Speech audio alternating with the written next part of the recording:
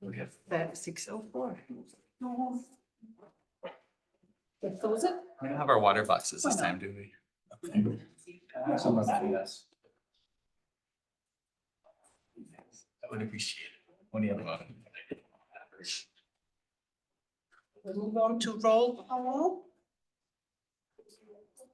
Cliff Ryan, Here. Jessica. Here. Lacey Rathbun is absent, excused. Tutu Thompson. Here. Don Whitebread is absent, also excused. Vice Chair Regina Sickles Yeah. and Chair Susie Merher. So then let's go to approve minutes. Anybody would like to make a motion?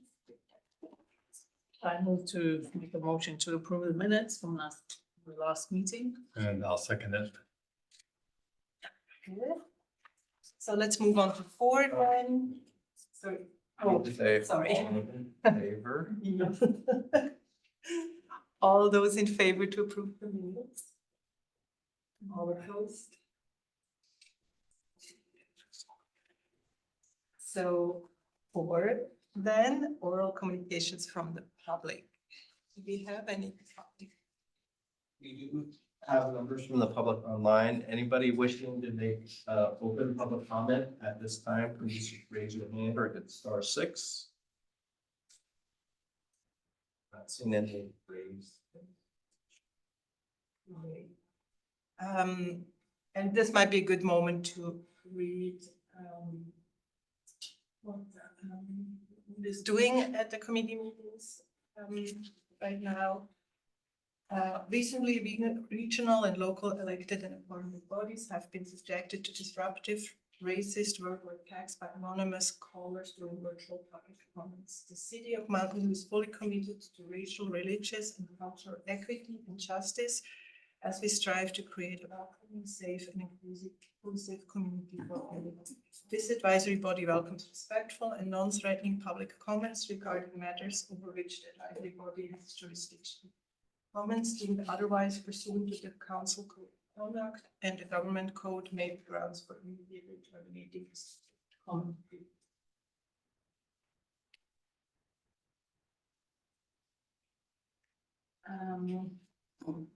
Moving on to 5 upcoming agenda topics. This is open to the members. Any upcoming agenda topics? We're planning like to get before.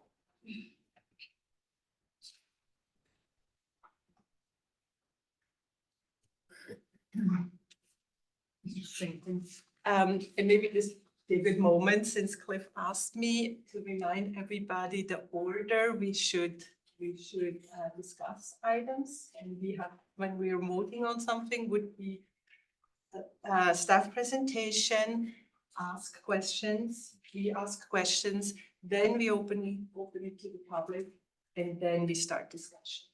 So we have to be very disciplined to ask only questions. That's the hardest part. Okay, so the Ask only questions, questions first. And the questions are clarifying questions. And those are clarifying questions, Not exactly, saying- not loaded questions with an opinion. So clarifying questions. And then we get the input from the public, which can inform our discussion. And then we have the discussion. That's just a memo. Thing. So maybe before we move to 6, the suggestion would be to do 6.1 still. This would be staff presentations, just a quick update on our current project. But then move 6.2, which might be a short or might be a longer discussion. This is the memo for the visual art strategy. Move that so that all the people who are here will have to be. Move that after 7.3, I think. So this will After be 7.2 is fine. 7.2, yeah.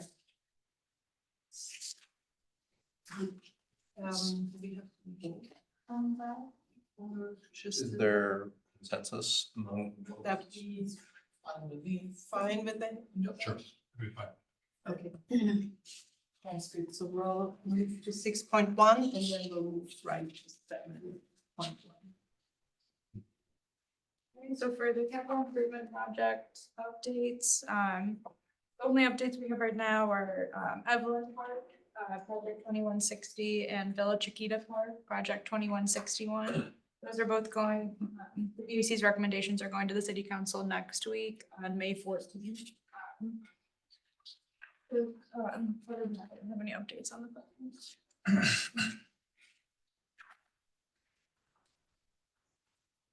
Do we open this to public comment? Mhm. Comment, this would be 6.1 update. CIP. Anybody online wishing to make a comment on item 6.1, please raise your hand or hit *6. I've seen it in hands raised. So let's move on to 7 and then 7.1, arts and civic leadership briefing on this level of arts and culture by SB Creates. Okay, I guess that's me. Okay, so my name is Connie Martinez. And Don and Kirsten know this. I was the deputy city manager of Mountain View when we opened this building. Oh, 30 some odd years ago. Legend. And I was here when they formed the first arts committee. Wonderful.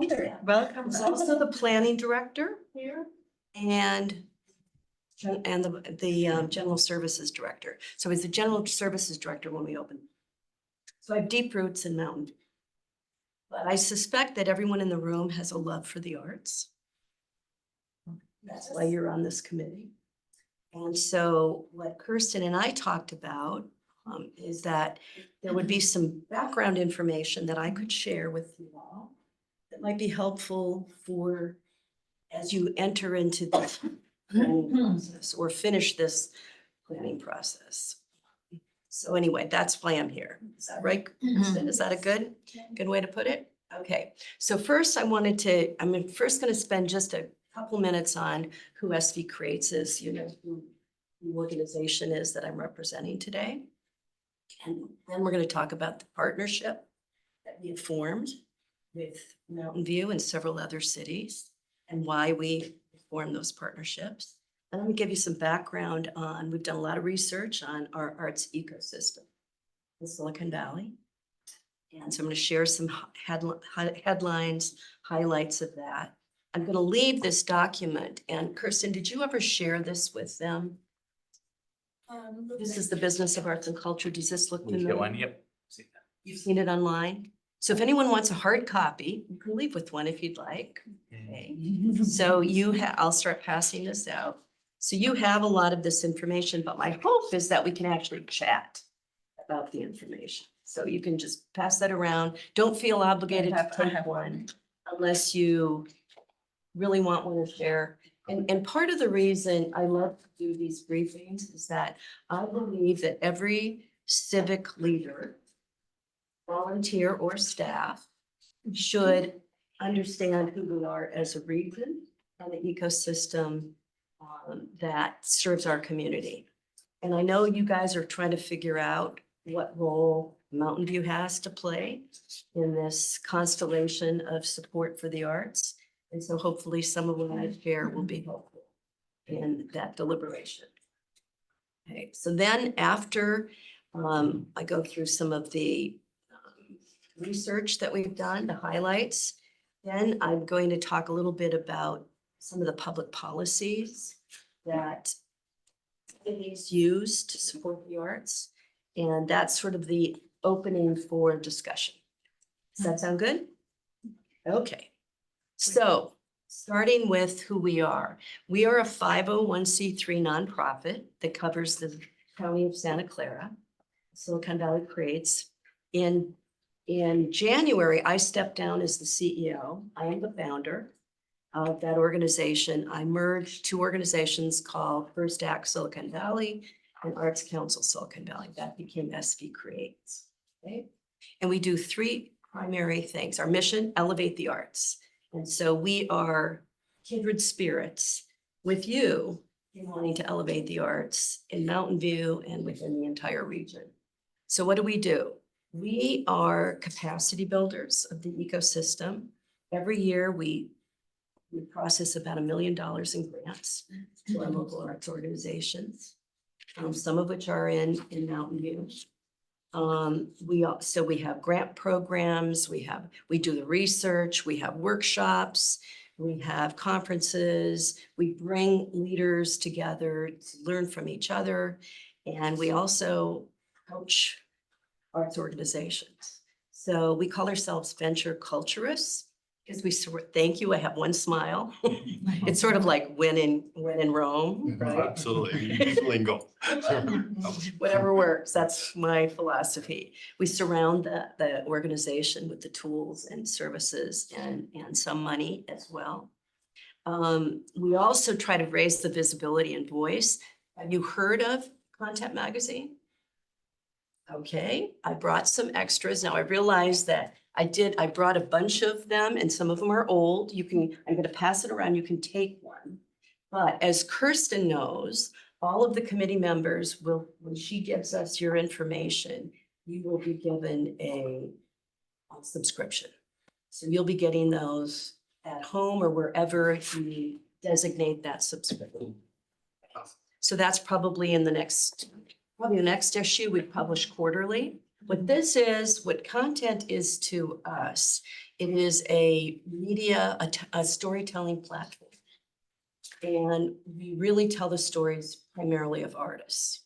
They're all local artists. So they're not the mucky mucks of Silicon Valley industry. There are cherished local artists. And so we also, it's more than just the magazine. And you'll be invited to what we call our pickup parties. Have you been to one? Yeah, the one where you share space with Chopstick Alley. And Oh, yeah. Right? Yeah. So everyone's invited, and essentially what we love about that is you bring the subscribers, you bring the artists, you bring the magazine producers together, and you have this feeling of kindred spirits. It's fun and it's enlightening. And I love to go. It's a young crowd. I always raise the average. I do. Then the third bucket is about access. So capacity building is the first. Second is visibility. The third bucket is about access. So we care about everyone having access to the arts.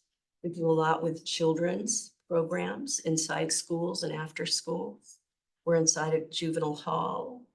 And we also have access grants where arts organizations make proposals about how they're going to increase access to some high need community. So we have several programs that are addressing access. So any questions about who we are? It's crystal clear. So I guess what I thought content was separate from you, or your husband? Oh, no, Yeah.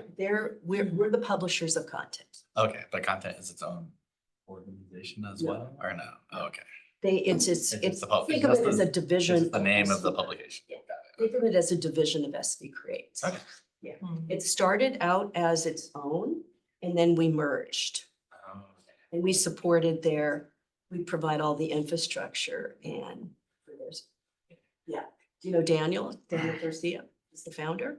I think I've heard the name, but I don't know if I've met He's him. he's brilliant. But Maybe anyway, come out with the next. Do you have links in with Silicon Valley Open Studios organization? we know them, of course, but we're not directly linked. Our marketplace is primarily 501c3 organizations, so Community School of Music and Arts, Pear Theater. I'm trying to think of others that are local. Yeah. The Theater Works who performs. Artchangesus.org. Yeah.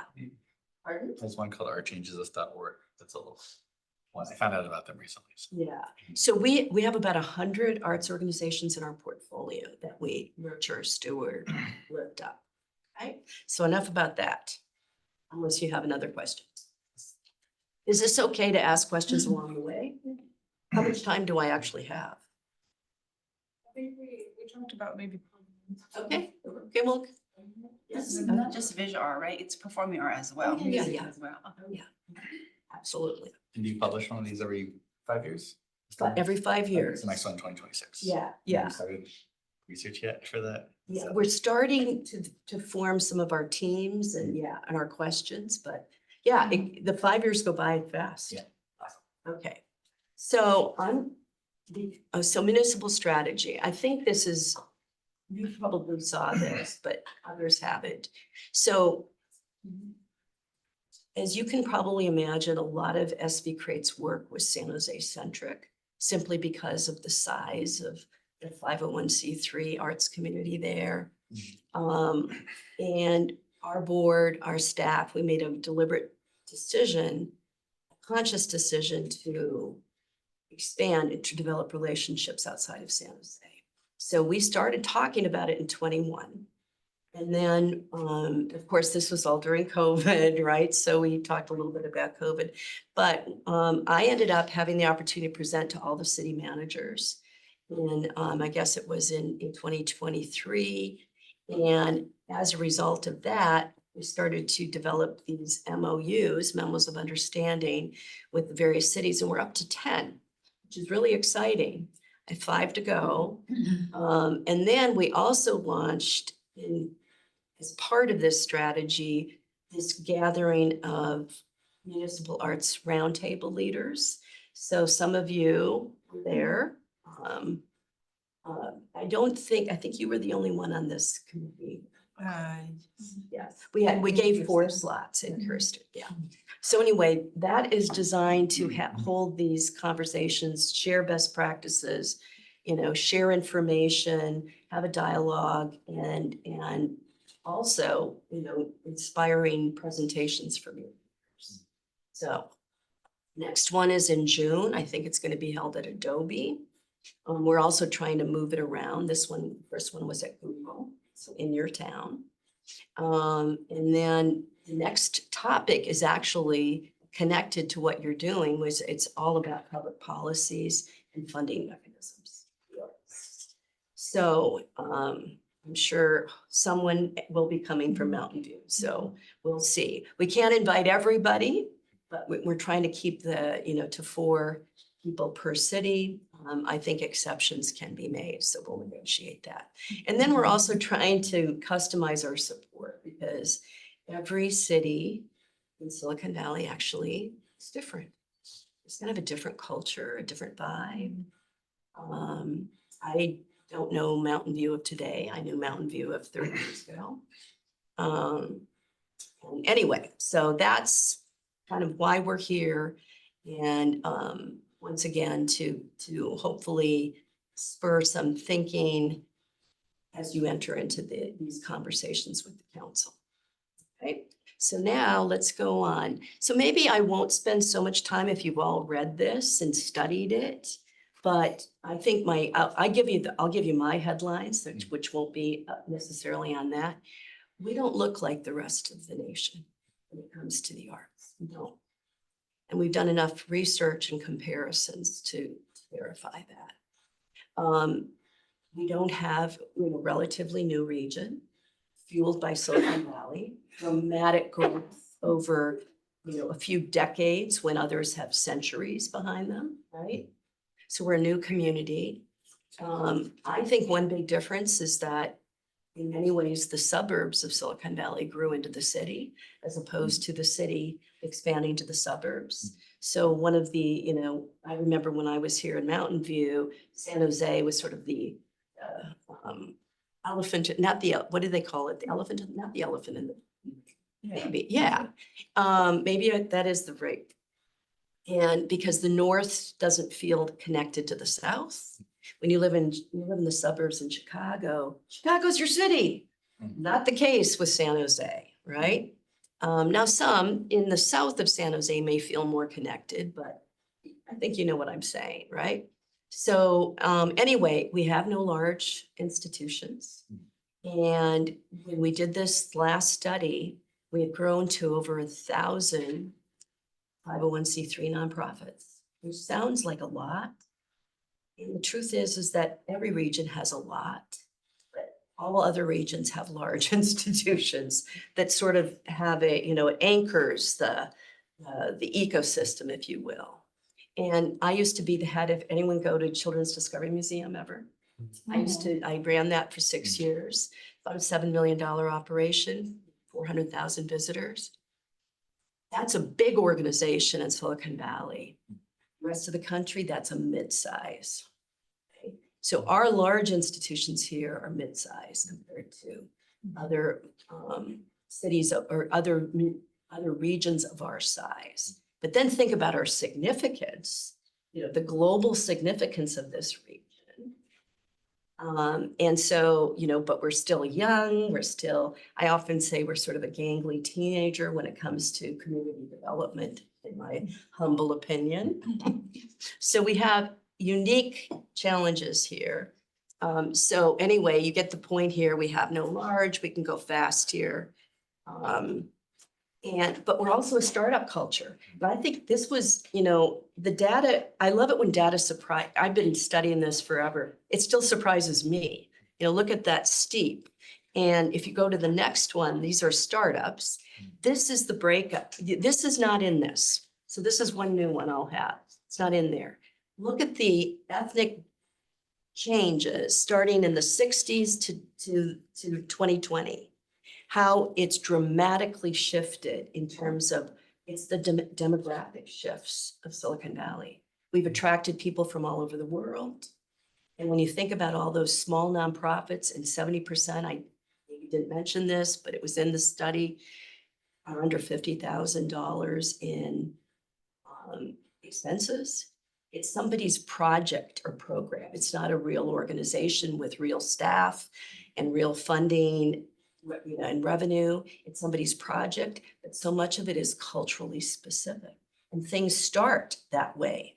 You come from, one of my dear friends, you may have seen San Jose Taiko around.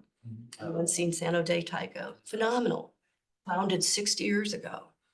One of my dear friends, he was Japanese in a valley. So he wanted to hold on to his art, his cultural heritage. So much of that is this. And so you see how this is shifted. Let's go to the next slide. And this is I'm going to give you a moment to just ponder this, because if you look at the 20th century, which a lot of the arts ecosystems around the nation were built on that model, okay? Those attributes, I should say, hierarchical leadership. You observe art, power is centralized, highly capitalized, it costs a lot of money to build the buildings, and it was often related to the social elite. My view here is in Silicon Valley, we don't have the social elite.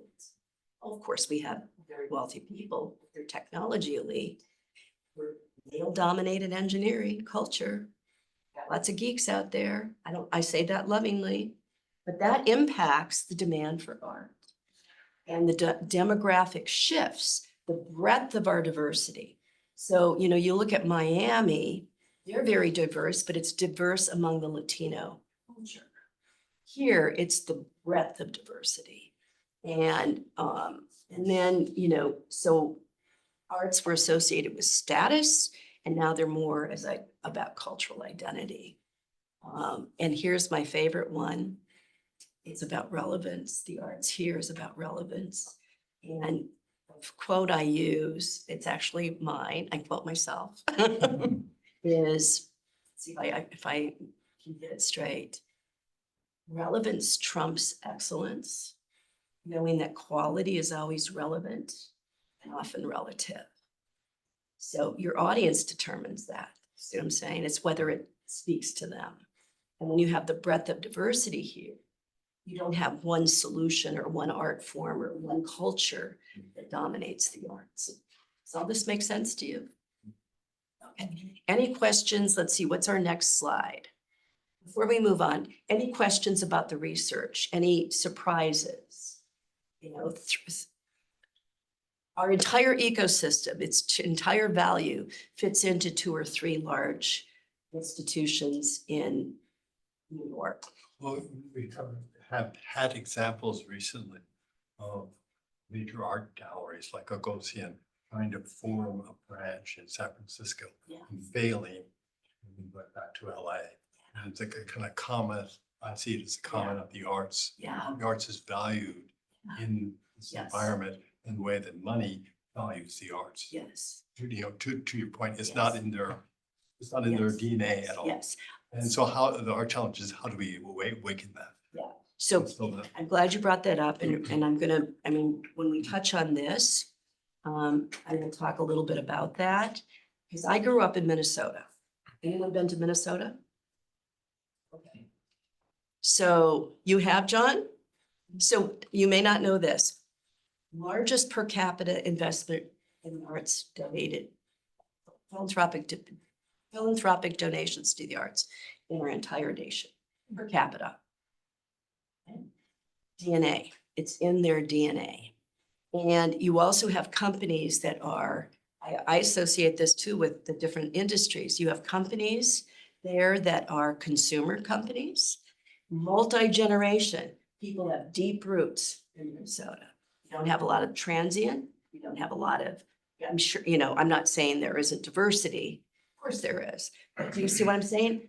That community has a different relationship with philanthropy than Silicon Valley. Right? And so we have lots of challenge. I put this up as here, the value of the arts. In my view, given our unique ecosystem, is that, and I think as you think about what you're doing in Mountain View, the arts deepen attachment to the place. So you want to keep people to care about Mountain View? Arts is the strategy to get them here. Sense of local government, economic development needs to care about the arts relative to building that sense of community. And joy, I love, my favorite word is joy and belonging. I believe, and we saw this during COVID, about the importance of our health, our well-being. Can you imagine going through COVID without having access to arts, film, you know? We use the arts. That was one thing you could do safely. Is like, Yeah, go you look could. at public art. Yeah, outdoors. exactly. And then, of course, for our children, all the studies in the world that have been done show its direct relationship to improved academic performance. It's just a fact. It's a fact. And then here, and I'm thinking of Mountain View and Castro Street, and Castro Street, when your performing arts center is going, it impacts that small business. The arts don't impact our economy here like they do in Paris or New York, or some of the larger cities where arts and culture are integral to their economic foundation, if you will. Because our foundation is global and it's technology. So for us to say the arts are fueling our economy, I say it fuels our local small business. And it does, that's real. But if you add all of that up, there's darn good reasons for cities, in my view, to care about the role arts plays in each of our communities. So now let's talk about our unique challenges. Darn hard to live here. It's really expensive. Probably most of the people in the room have some connection to the tech industry. Either your job is either related somehow. I don't know you folks, so I don't know.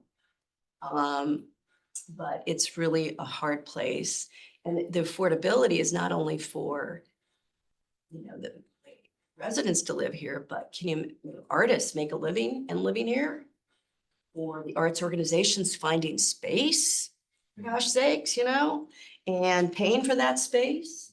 I referenced San Jose Tyco earlier. They moved, I think, in 25 years, they moved 15 times because they only had temporary space or you know, and somebody could pay higher rent, so they got kicked out. You got the picture. The philanthropic climate. 90% of our philanthropy, one of the wealthiest regions in the world, 90% of it leaves the region. Now, think about it, kind of makes sense because we're a valley of immigrants to someplace else. I have dear friends who are from India, they come here. Literally, they're zillionaires. They go back to India and put their money to try to support schools in India. What's wrong with that? You can't blame them. You can't shame them. My whole issue around philanthropy is if we could only move it from 90 to 80%, that would yield, when I did the math 10, 15 years ago, it would yield $500 million a year in additional philanthropy, just moving it. Now it's probably $1 billion. So even though we have one of the largest community foundations, anyone connected to the community foundation? Last thought this. Which community foundation? The Silicon Valley Community Foundation. Oh, okay, that one. It's the largest, I think, in the country, if not the world, multi-billion, 80%, you know, theirs. This is community foundation. 80% of it goes outside of our region because it's donor advised. Donors put their money in, it's a tax write-off, then they direct it. Where does it go? It goes to the Philippines, it goes to Japan, it goes to, you know, all over the world. And I'm never wanting to make global philanthropy bad because a region as wealthy as ours should have some responsibility globally. I really believe that. Plus our customers and consumers are global. I just want people to care more about local and do more than local. It is a very challenging fundraising climate to be in. And the other thing is, a lot of smart people out there. You become a multimillionaire, gazillionaire, you want to do something, you start your own nonprofit. You do your own thing. So that's why you have all these large, you know, and they picked, what's his name? Microsoft. Bill Gates, thank you. You know, he's all about health. So he's trying to solve health globally. I don't want to criticize them for that. I just want them to pay attention, even though I know they started in Seattle. They have a place here in Mountain View, don't they? They have a campus and they, you know, Hewlett's and the Packards, they're doing global things and global systems change. Sexy on one level, really smart people want to change the world.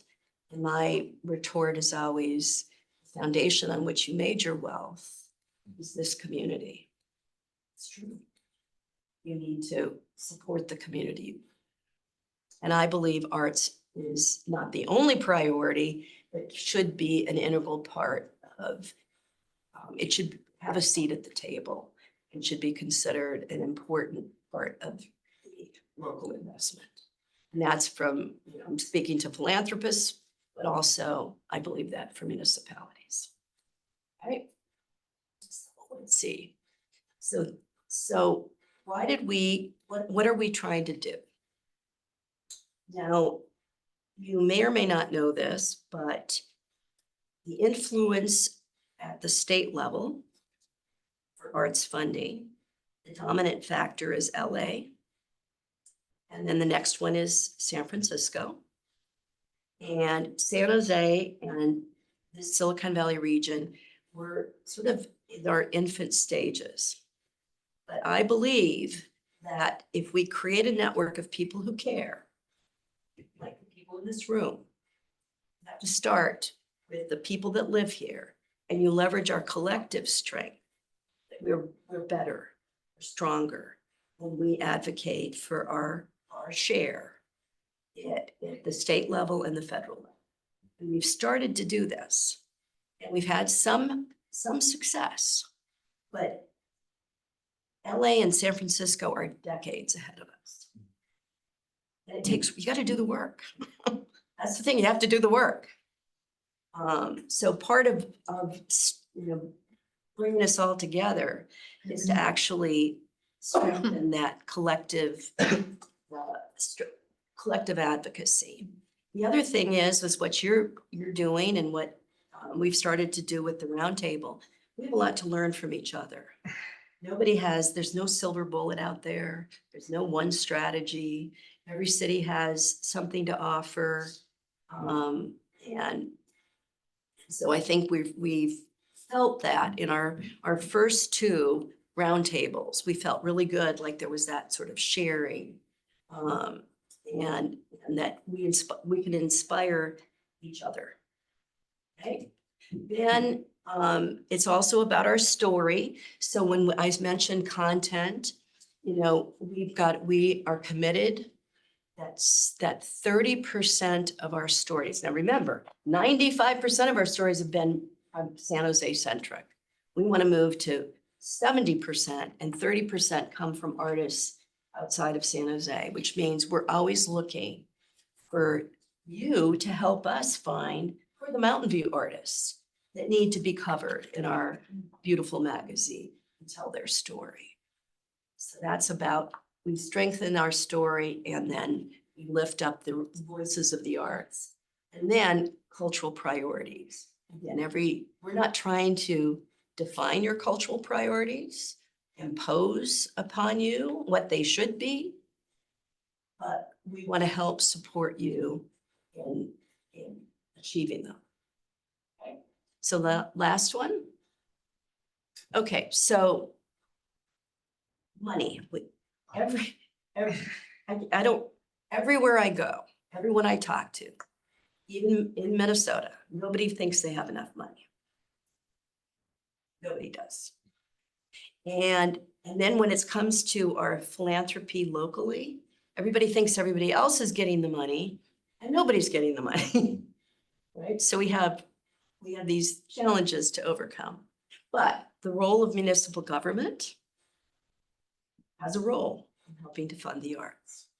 And we're going to be talking about this at our next roundtable.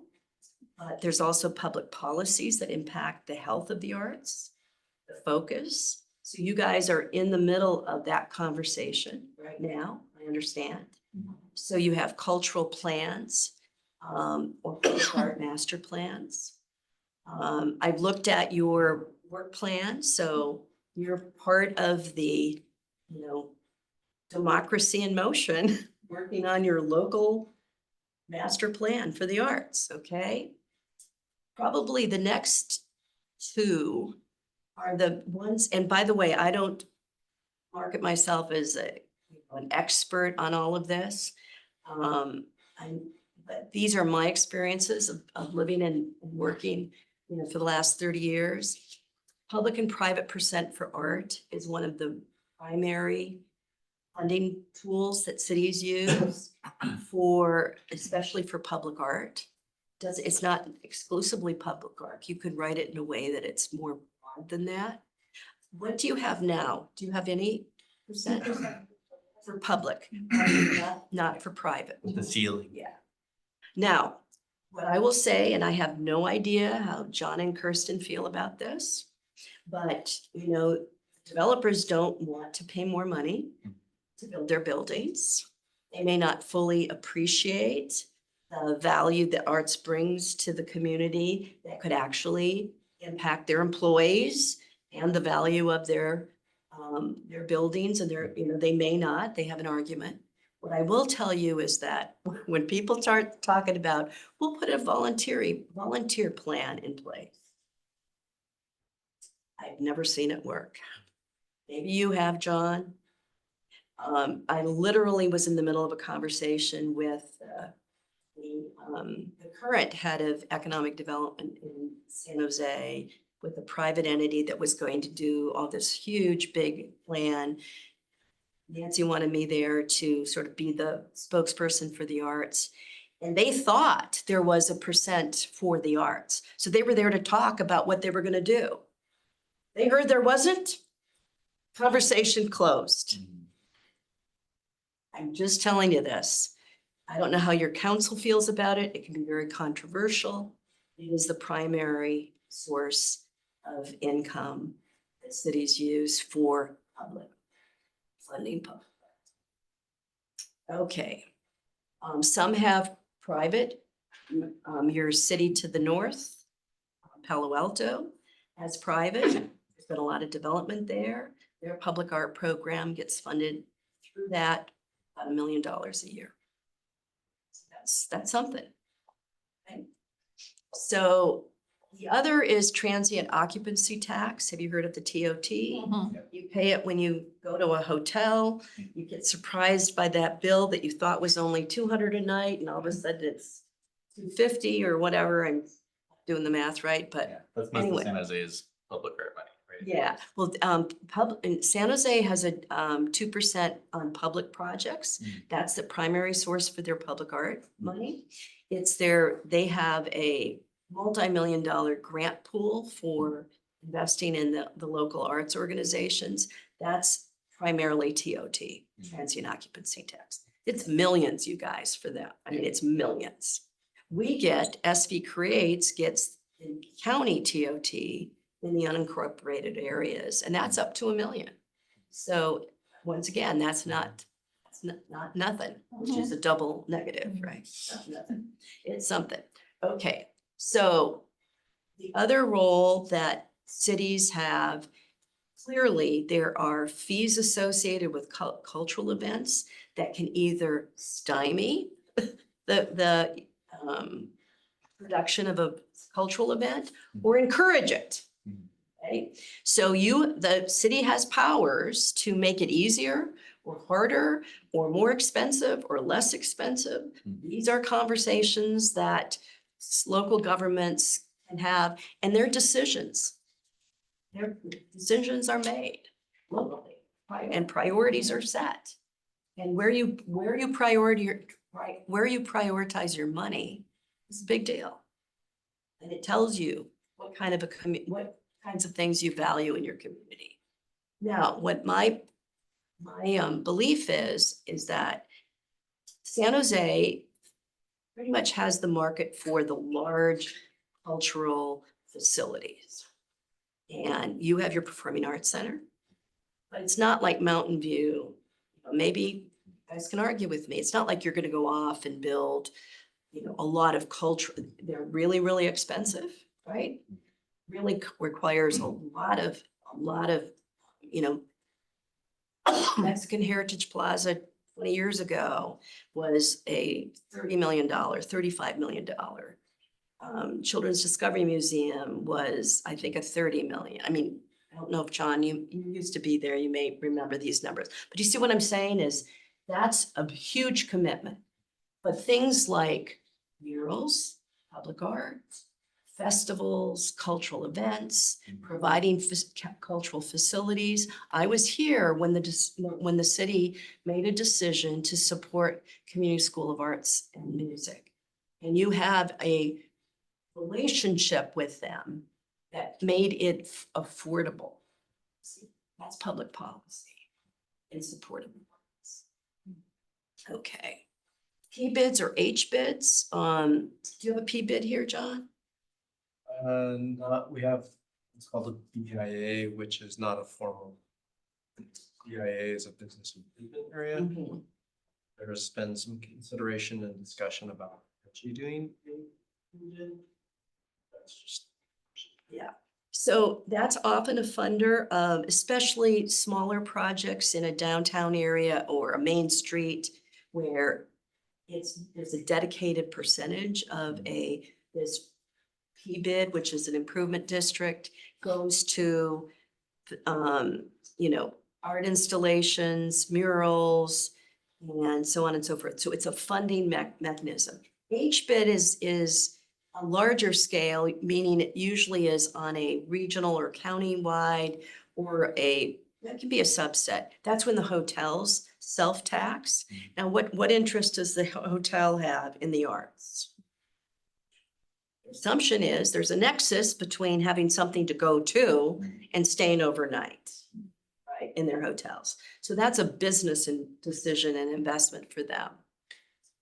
Cultural districts, there are some that have been You know, they've been, I guess it's a regulatory thing where the state determines if it's a cultural district.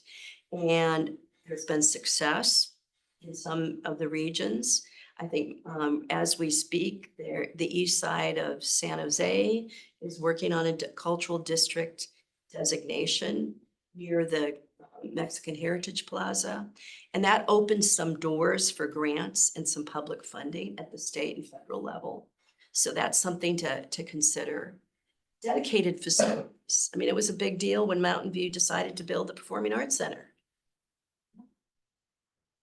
Didn't exist before. But there's also, you know, in places like San Jose, the city built those buildings. They own a major cultural institute, cultural buildings. So that's a decision, a municipal decision. And then there's all kinds of fees. So you can tag on ticket, you know, $1 to every ticket that you sell at the Performing Arts Center. There's, you know, they've talked about scooters where there's some kind of thing on, it's a long, long list. And partly I got exposed to this because San Jose just completed a study that sort of included all the options that they could go through to boost their revenue. But I brought this for just more like food for thought. And I don't know how it fits in, if any of this fits in, John, to any of the plans, or Kirsten. I know you're a team. I say John, I also mean Kirsten. Does any of this, you know, how controversial are these issues? Well, I think the best way to answer it is part of the journey and conversation the C has had around a public art strategy are other funding mechanisms. So these are different things that we've touched on and some things that we haven't had those conversations. When it comes to the comments made, you know, there's never enough money for art. So recognizing what resources can be brought to the table. So these are, some of these items have actually been discussed or considered as, Yeah. should these be things Mountain View may want to entertain to better support? So then let me comment a little bit on private donations. Very few donors want to give money to cities, period. They're not considered a partner in philanthropy. It's just a fact.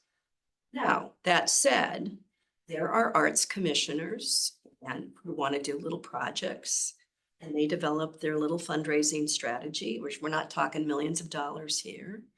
And some of the things that add tremendous value, in my view, to a community, we talked about many years ago, small wonders, where you're bumping into, you know, public art, or I noticed you guys have done some of the utility boxes, murals. They don't cost a tremendous amount of money. Festivals, you know, calls for, and the best funder of those kinds of projects are the ones that have some either direct connection to the people who are asking to support it. So like, let's say if you wanted to do a little project that costs $2,500, you have a network of networks sitting in this room, family and friends. That's a strategy, right? But the other is to go to the businesses and or the people that are directly impacted by it. So, you know, a downtown association and its business members, they want the freshening of their downtown that includes art, you know, murals. Do you see what I'm saying? Is so you have to think of it as, see, I see cities more in the big deal department, and some of the small wonders can be donor supported, but you have to do the work. I always go back to that. You have to do the work. And it's not, I'm telling you, it's not easy. And I have yet to know anybody who just out of the blue donates to something they have no connection to whatsoever. So you have to know people. You have to, you know, leverage the collective networks of the room, if you will. So anyway, that was my tee up for your conversations. I don't know if it was helpful and what questions are lingering. I think this is greatly helpful to see the whole list and us having discussed this for so long. Yeah. But I see the value of like outside input, right? Like you have your list and then you have outside input. And you're like, Yeah. well, this is another way, another funding source, for example. And it's not for us that to you tell can- you what to do, but it's for you to have something to explore. So one thing that concerns me, John, we don't determine budgets. We're an advisory. The city council that determines these things. And they, over the past years, have never really considered arts as a priority to educate them. Part of the education would be, how do we educate them to the value of arts in a world which has been, in a council role that's been focused on housing, placating. Transportation, Google, development, et cetera. Totally outside the arts. How do we bring this theme into the consciousness and make people aware of it? So do you want me to give you my advice, my observation? Okay. Well, first of all, they created an arts committee. And so that's something. In other words, they don't have to, right? You don't have to have an arts committee. You're here because somebody made that decision, right? And I think there's ongoing dialogue that, you know, if I were going to give up my time and talent in the room, I would want to use the arts, the study session that's coming up to educate them, to advocate for the arts, and to do it in a way that, I mean, you know, you need to get to know your council in a way that, you know, some things don't, I'm not a shamer and a blamer. I don't think that's inspiring. Some people, but sometimes that works. So I'm not sitting here advocating for that. The other thing is that, you know, as you think about members of your committee and you recruit for the future and you want to create a network of networks that bring influence. See what I'm saying? So if I were you, I would try to find some arts lovers, and they're everywhere, but they're hidden. Who are the arts lovers inside Google Campus? That could be part of your network, who would potentially sit on this committee. Who are the influencers of city council that would matter to move that agenda forward? So it's like building your strength and your clout. Doesn't happen overnight, but if you don't try and have that intention, and I'm not sure John and Kristen signed up for me advising how you can work with your council. I'm generic. I may not be invited back, but I'm saying these things generically because I care about the arts role in Mountain View, in the Mountain View community. But if you don't have a voice and you don't have any clout and you don't have opportunity to educate the people who are making decisions, then I actually see it as part of your job. I do.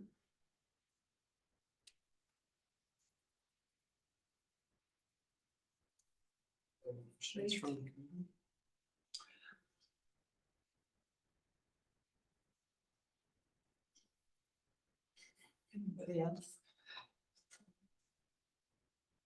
So can I just say, can I use Gilroy as an example? Because you heard Gilroy. I made a presentation to the Gilroy City Council 3 years ago. And I was told I had 20 minutes, showed up. And I was completely dismissed. It said you have 3 to 5 minutes. The mayor now is one of my best friends. And she's one of the biggest advocates for the art. It takes time, it takes work, it takes relationship. building. And she remembers, she'll come back and say, I'm so sorry I treated you that way. But it took, trust, you gotta build trust. And this is the other thing. Data is king in Silicon Valley. I don't know if it's king with your council, but Silicon Valley types, they want data. But you gotta do head and heart. You gotta do both. Head and heart. And you know what my experience is? They want the head, they want the numbers. A lot of the decision, this is more for the philanthropy side, not the municipal side. It's more the heart that drives the decision. Or ego. Or ego. Heart or ego. And they also, I think our council puts a lot of weight in public commentary. So what's your Yeah, experience in yeah, that moving the yeah, needle? Like if we get our friends and family show up and support the strategy, then yeah. So the whole role of advocacy, and so it's not just people showing up, but sometimes it's who shows up. Mhm. To have a diversity of who. So I don't know how your council is embracing the whole issue of inclusion, but San Jose is. And so if you don't have a diverse group of people advocating for something, if it's just one culture, it's not gonna stick. So you know your community better than I do now. I actually did know it at one time. I really did. But things, a lot of change in 30 years. Although Castro Street, it's like Castro Street to me, and the building looks like the building. And by the way, some of the art pieces that we selected 30 years ago are still out there. Okay. Thank you so Is much. this enough of me? Enough of me? Yeah, can we still make Well, questions, remember? questions? Clarifying questions? question, can you make this PowerPoint of Justine available to us? Emailed us the file or? Yeah, that was already planned. Thank you. And yeah, I just have a quick question in the sense of what's next? What's kind of what's down the line that I know about the roundtables. right? So There. I want to manage everyone's expectations. So, as you know, I just retired. But I'm doing this municipal strategy. And so I will be around for a while. We have an office of I think we're 8 people. We have we have 100 arts organizations. It's not like we have tremendous resources, but we want to connect you to other cities through the roundtable. I'm, having these conversations, sharing the resources that we already have, making certain that, you may not know this, but Los Gatos, Santa Clara, and Milpitas are all in the front end of doing a master plan for the arts. You might want to talk to them. People are hiring consultants, you share, and you have to have a lot of passion. Now, so think of us as a connector, a sharer of information, a presenter, researcher, publisher. Do you see what I'm saying? Use our resources. Get some of your artists in Content Magazine. Come to our roundtables, which you are. And a lot of resources are on the website. Yeah, and your 501c3s have access to all of our capacity building. But if you want to come, it's open. If you want to come to any of our conferences, we just had a town hall meeting. I wasn't there, but they're quarterly, the roundtables. So, and then you have to engage. Another big thing for me is you get what you give. You have to do the work. You have to. I had a question around content. You were saying you wanted to, one goal would be to highlight Mountain View artists. And remember, Sunnyvale artists, all, yeah, artists in our community, yes. Right, when should we be So- working to give you names or the organization names? So the other way we're doing this, and it's partly our ability to manage it, is we have one point of contact with each city. So Kirsten is my primary point of contact with John as her, you report to John, right? Okay, so they're a team. Kirsten, so Kirsten and by the way, Daniel Garcia was at our roundtable. He'll be there. He's looking. Now, just because you recommend somebody doesn't mean Daniel's going to highlight them. He's got a whole strategy of to complement other artists and themes. Do you see what I'm saying? So once again, it's relationship building. But if you never start the conversation, you'll never get in. And so Kirsten is the feeding through Kirsten Yeah. to That's SB helpful to know. Creates. Yeah. So what does our MOU do is that, what does it say? I mean, we can, if you guys want to share it with them, you can. I mean, it's a public. So, it's the roundtable, it's conversations about public policy, it's sharing of best practices, it's content, subscriptions, it's being on our newsletter. We do a content newsletter and an SB Creates newsletter weekly. If you're gonna be part of this, so you'll get it, you can delete it, but you'll be more in the know. We can't create new work. We're plugging you into the work that's already being done. Does that make sense? Yeah. And then we want to go the extra mile and share things that you think are relevant, just as you're about to have a conversation on master plan. We want arts commissions across the region to be strong, to be passionate, to be informed. And that's part of the quest we're on. But it's not like we're consultants that you could hire us to do your master plan. Makes sense. Yeah. Does that make sense? Yeah, no, that's clarifying, right? Okay, let's open the public comments. Anybody online wishing to make a comment on this particular item, please raise your hand or hit *6.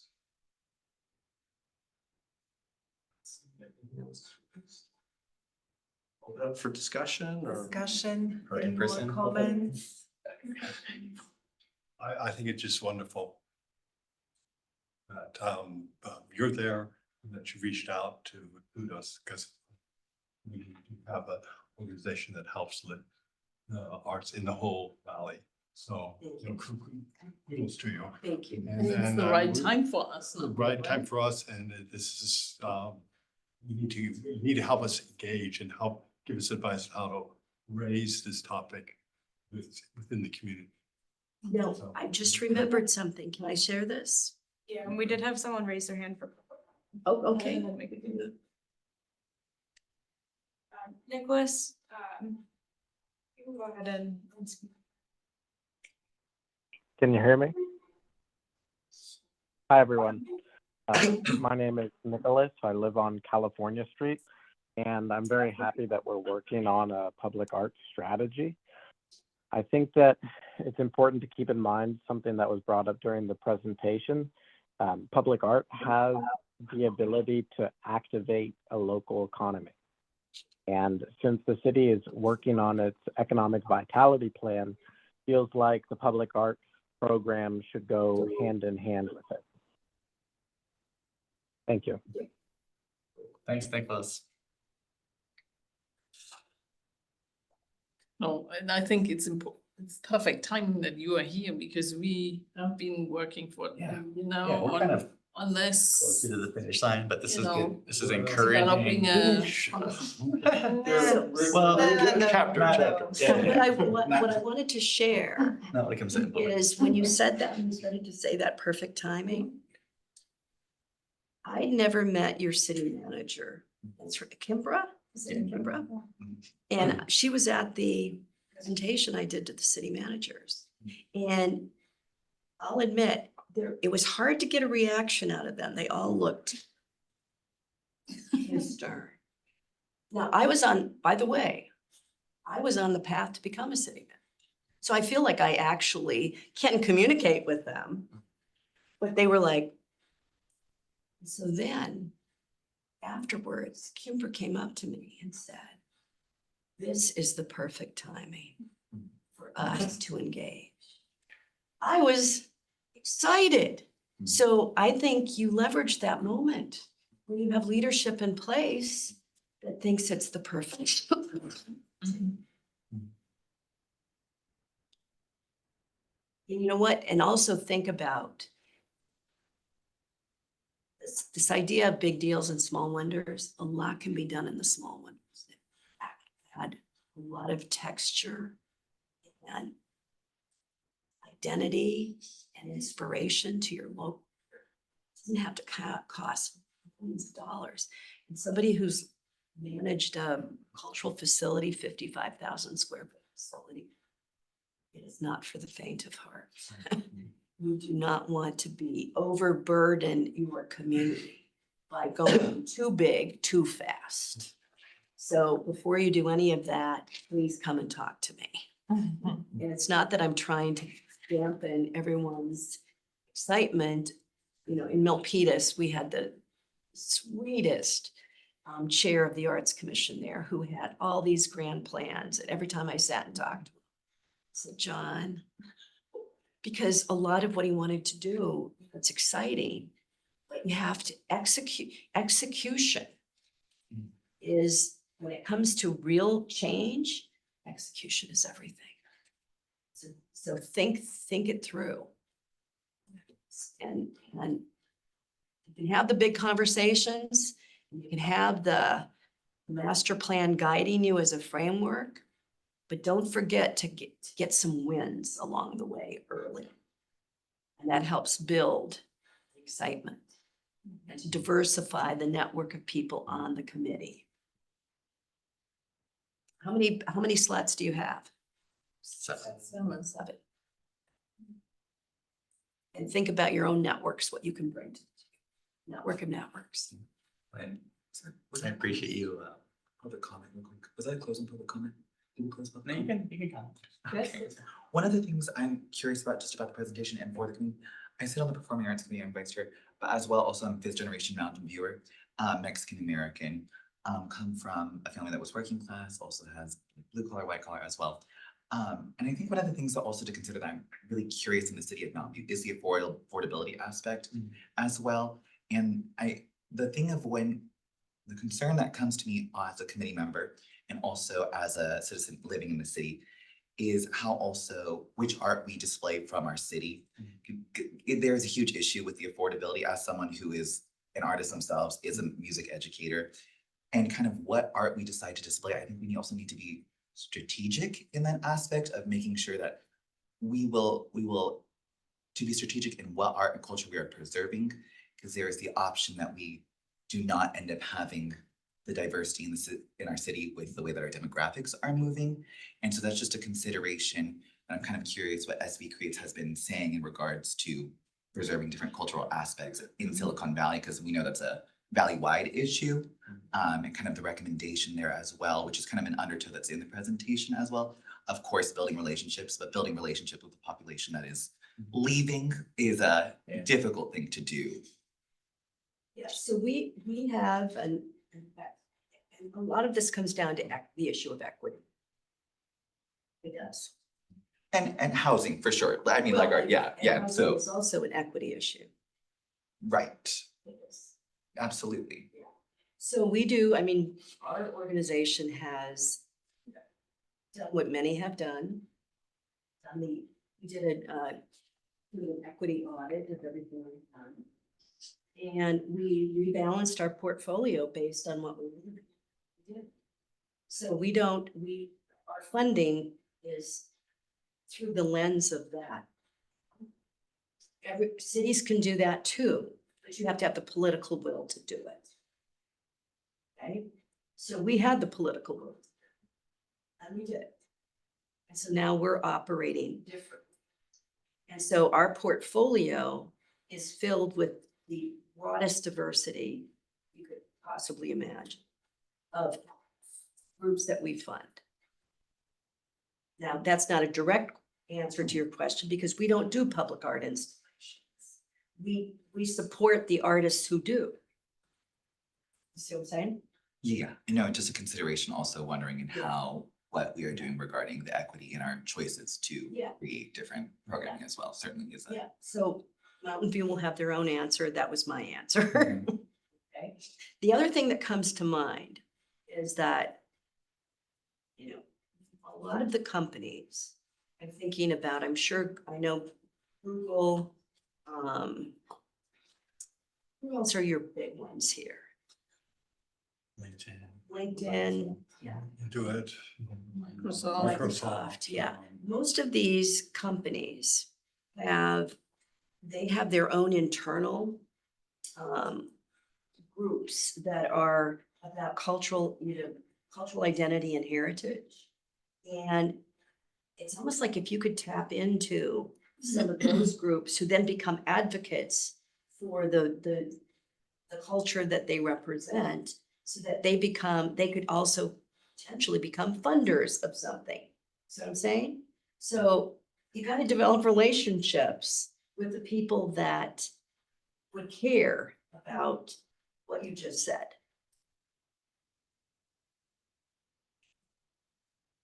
Easier said than done, but you got to do, what's my mantra? You got to do the work. But I would go knocking on their doors. That's what I would do. Great. Thank you so much, Connie. Is this enough for tonight? I hope we get to see more of you. Thanks for, It's I very love being inspiring. here. Thank you. Yeah. I'd love to plan is, yeah, you come back. I loved being here. and I wanted to mention it. Now, I don't want any of these content magazines to go into a wastebasket. So whatever you don't want, I will hoover up any. and some of these are old. See, You're gonna get your have own the art subscriptions. Maybe. Do you want more of those? I'm more interested in this. personally, Yeah. but Yeah. Yeah, that's all fine. good. I can take them Um, back. I Thanks. just, I'm not, yeah. Yeah. And I think you should keep the VSC in mind too, as you continue your 2026 study, you know, if you need help Oh, yeah. getting in touch with local artists and local Yeah. nonprofits, Oh, we can yeah. help you back. Thank you. Now, I grabbed these and I realized some are 23 and some are 24. So, but these are our annual reports. You don't have to take them, but it gives you a little more detail about who we are and what we do. So I only have 5 copies. That's a little bit more about us. Okay, I'm done. Yay. Thank you so much. Am I excused? Yes. Okay, thank you. Thank you. Good luck, you guys. Thank you. I'm rooting for you. Do you have a card or something? You know what? I don't. I'm so sorry. You talk to Kirsten. She'll hunt me down. Kirsten will hunt me down. Yeah. Okay. Do you want any more of these? Yeah, I don't- We could find some. We could find interested. As long as you don't, I don't see them in the waste basket. That's fine. I surrender. And you too could have your own content back. Come to a pickup party. Just you can go to the library for that. Sure. Are we finding information on pickup parties on your website? Pardon me? Pickup parties detail? They're quarterly. Is it on your website? We Yeah. will, Oh, I yeah, will yeah. be, I'll be sending an email tomorrow. I was gonna say it during the updates too, but she mentioned, getting you guys weekly newsletters, so, I have everyone's email already, but you can get your address too for the content magazine subscriptions. So, well, I'll reach out again tomorrow and then. that's It's what you best get. if it goes to your home, you know, Yeah. but that's a personal decision. But yeah, if you give it to Kirsten, it'll be in our database and you'll get it. Thank you. Nice to meet Can everyone. I surrender mine to the art teacher at my son's school? Pardon me? Can I surrender mine to the art teacher at my son's school? Then give her name and, Okay, Yeah. it's fine with you. okay. Okay, bye, everyone. Thank you. you. Appreciate it. Okay, let's move on to 7.2. Call for artists for shoreline boat. Okay, so we have Ayano Hattori with us. Hi, nice to meet you. Over here. She's going to lead the presentation on the boathouse expansion. Good evening, community meeting members. I'm the project manager for the Shoreline Boathouse expansion project. I'm very excited to present this to you. Everyone knows where it is, but just in case, right along the Shoreline Lake. You'll see the smaller, the brown rooftop, the smaller side is actually where the boat rentals happen. And then there's the cafe, that's where the arrow is. So we'll be expanding actually both buildings to include the kitchen expansion, the cafe, but we're also adding some ADU bathrooms on the boathouse side. The two buildings? They're kind of joint. Oh, There's but that's just like piece a- between. That's a like walkway. yeah, you can walk, Walkway. it's not like walled in, that little section that connects them, right? It just like to protect you from the rain and. It's like a little breezeway. Yeah. So this is kind of a perspective of what it's gonna look like. It's the same sort of materials. It's just literally just enlarged. But I think there's a lot of opportunity here to add some art. So kind of see what it's gonna be like. The striped areas expansion, like I said, on the right side is the ADU bathrooms that we're adding. And then on the left side is an expansion of the servery and the kitchen. So we'll be also expanding a little bit on the city side as well. There'll be a new gateway on, like it says number 3.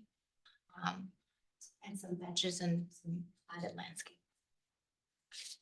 So these 6 areas are the areas we've come upon to just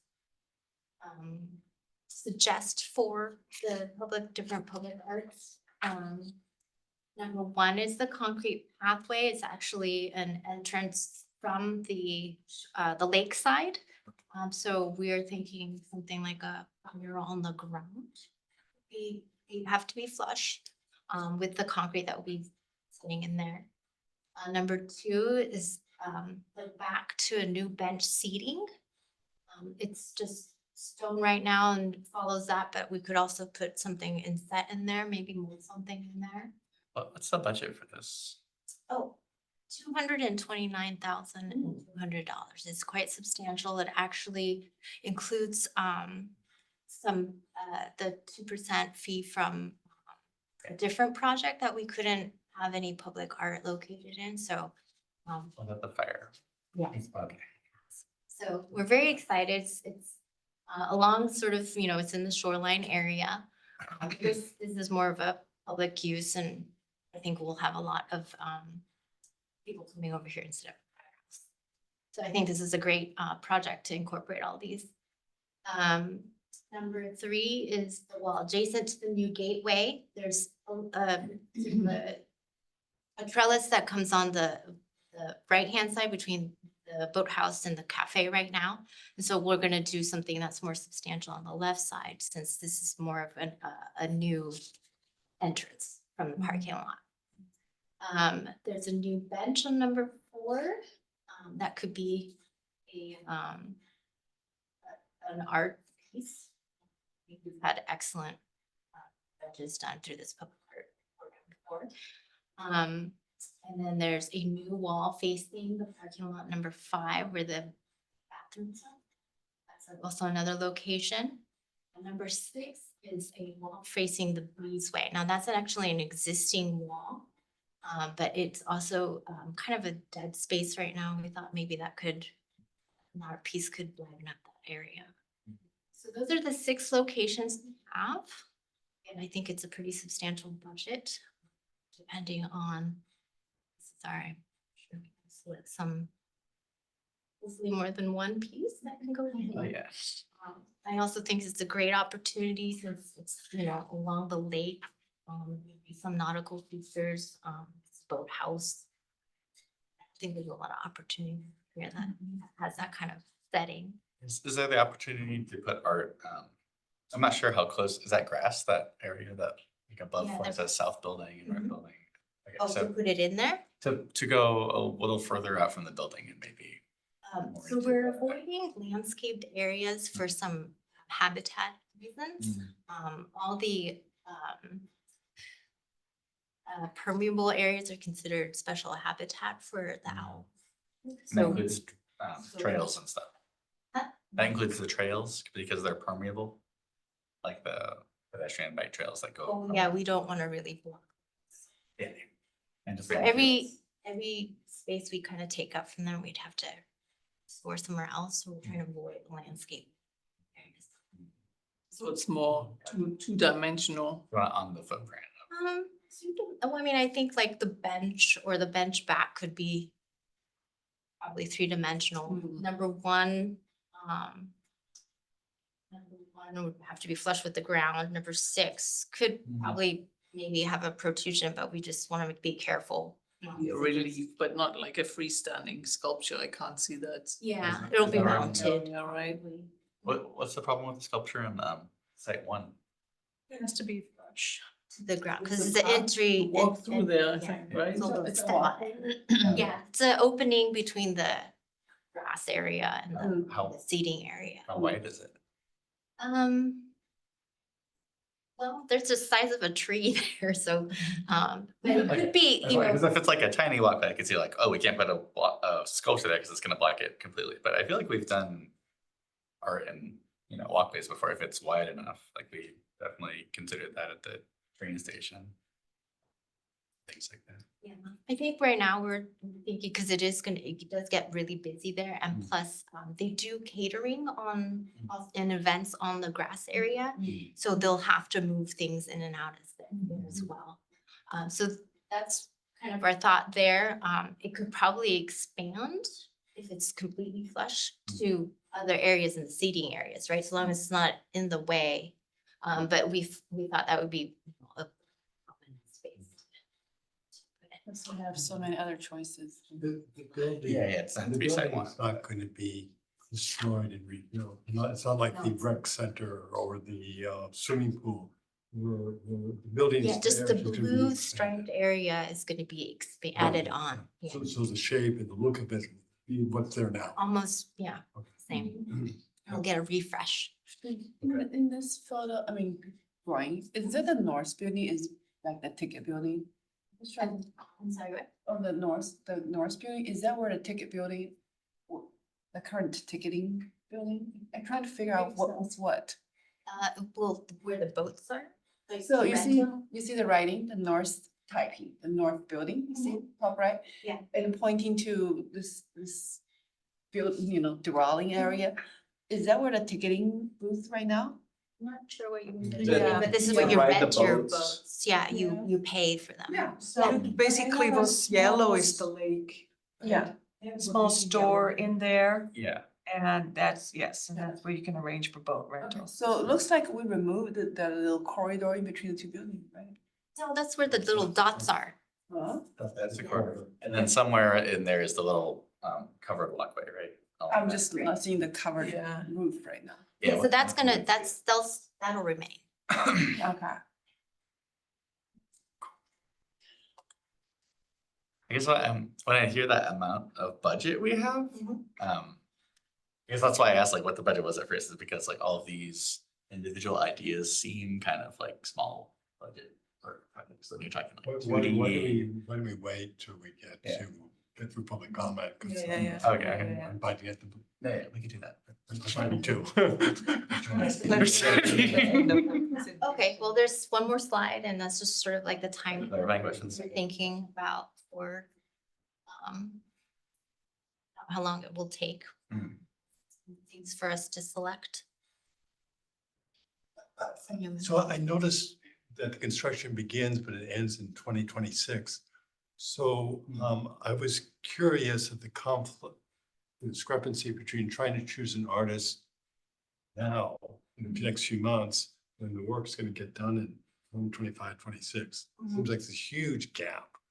Well, So for us to find somebody who's available, willing to take it on. see. So we have a short period to find an artist who's ready to engage, but yet they have to wait 2 years before. It does take a long time to get the design documents done, so we do need to incorporate them. to our. I see. So the design has to include the art pieces that are going. Generally, yes, depending on how it's attached. Again, we would need to have all the plans made. Whatever the artist has, we want to make sure that we work around it and incorporate it into our drawings for building. Right, yeah, could we open to say, am I allowed to say, or? It's a question, it's a clarification. Clarify. Question. Could we say, the committee agree on, say, 3 spots, then we hand to the 3 spots, like we identify the 3 locations, then when it gets closer, we call for artists. We know where things gonna be, so that the architects know where the art's gonna be. Well, I think that would, that's my opinion, but I think that might limit what the artist can do. Because certain things, again, if they're tied to the building or if they're molded, we need to know how large they are, or we're gonna have to have some restrictions in the call for artists. Ayano, if I can help for a little bit here. This is very similar to the other call for artists in it, like the Reinsdorf Aquatic Center. Yes, that occurred 3 years before. Now we're finally getting it done and it opened, the community center expansion. And it's as Ayano is saying, that, as you go through the call for artists and they give you their ideas and how they may want to, the bench is one of the locations and how they want to use that, that then affects what gets put into the design documents that go out to bid, the foundation that's necessary for the bench, what kind of benches that we're dealing with, what kind of materials we might be dealing with to prepare it for the artist. So we need to have all that in place. Then we go out to bid, right? And we get a construction contract award, and that, it takes the first 4 months of what we're talking about the construction. So then the season. permit for the artwork is already, you do that. That's done under that. I think the city pays for it, but it needs to be like how we do attachments and things like that are incorporated, so. Yeah, I mean, it's very much in line, but I think we just need to be transparent to the artists. Right. The call for artists that they Well, realize that's the timeline, right? Yeah, they're aware of. Okay. And answering what was a previous question for a little bit more history's sake. When this project was first put on the capital improvement program, that council decided that, yes, they supported expanding the kitchen area. The original thought, the cost of this project was going, the construction cost was going to be $2 or $3 million. That was the original budget from about 5 years ago. As work started to be done and we found out more about the fact that it's on engineering fill, it's around landfill, the building it's a post-tension slab. We discovered that this project could cost upwards of 10 million to construct. Now, before we knew that, that's when the Fire Station 5, as was mentioned, was being designed in the art or the modular, I think it was the training classroom building at that point. And the committee here and council supported this, agreed that to take the budget, the art budget that would have gone on that project, because that was not a good location for the art, and put it on this project. But again, it was thought this project was going to cost a lot less. Now that it's popped up and it had that other really expensive project in there, that's why you're seeing such a large public art budget for this location. It's not to say, number one, we have seen that what comes in from artists, and it can cost more now. Everything costs more now. But it's not to say you couldn't also make a recommendation that some of this, if after you do your call for artists and you see what it's all going to cost, if you want to see about some of that money being directed elsewhere, that's always a flexibility, a piece to consider, because it was already, half the budget was moved from one project to this project. I think that is new to us, right? We I'm- haven't I'm- done I'm- that It's ever. subject to council approval, but Yeah. this is not typical, right? But this is a case where a public art budget was already moved from one project to another. This is a much older this fire station project, is much older Yeah, project. I've been sitting on. Before our time, basically, most of our. So just to clarify, in the deliberations, we could say, let's take X and put it to another capital improvement project over somewhere else. You could Make that potentially recommendation. recommend that to council, again, on the basis of, you know, with the cost of this project having gone up to the extent that it did, you are Oh, interesting. getting a larger public art budget than Usually don't originally have envisioned. All right, any more questions before we open? We open for public comment. Sure. Anybody online wishing to make a public comment on this item? Please raise your hand or hit star 6. Seeing any hands raised? All right, so back to discussion. Mm-hmm. John, so what we're talking about is to authorize the call for artists, but we don't have it written out specifically yet, or? So as a refresher, so typically we bring a project to you as part of the call. Can you go back? So typically in a call, display this. Yeah. Based upon Public Works and others' input, this is where we believe art would fit relative to this project. So there are many options. You could be very prescriptive, you could be very open. You could say, ideally, we would really love to see this type of art considered for area 2 and 5. And are seeking proposals for area 2 and 5 to be some type of something dealing with birds. Yeah, yeah. And add these You two. can get that descriptive.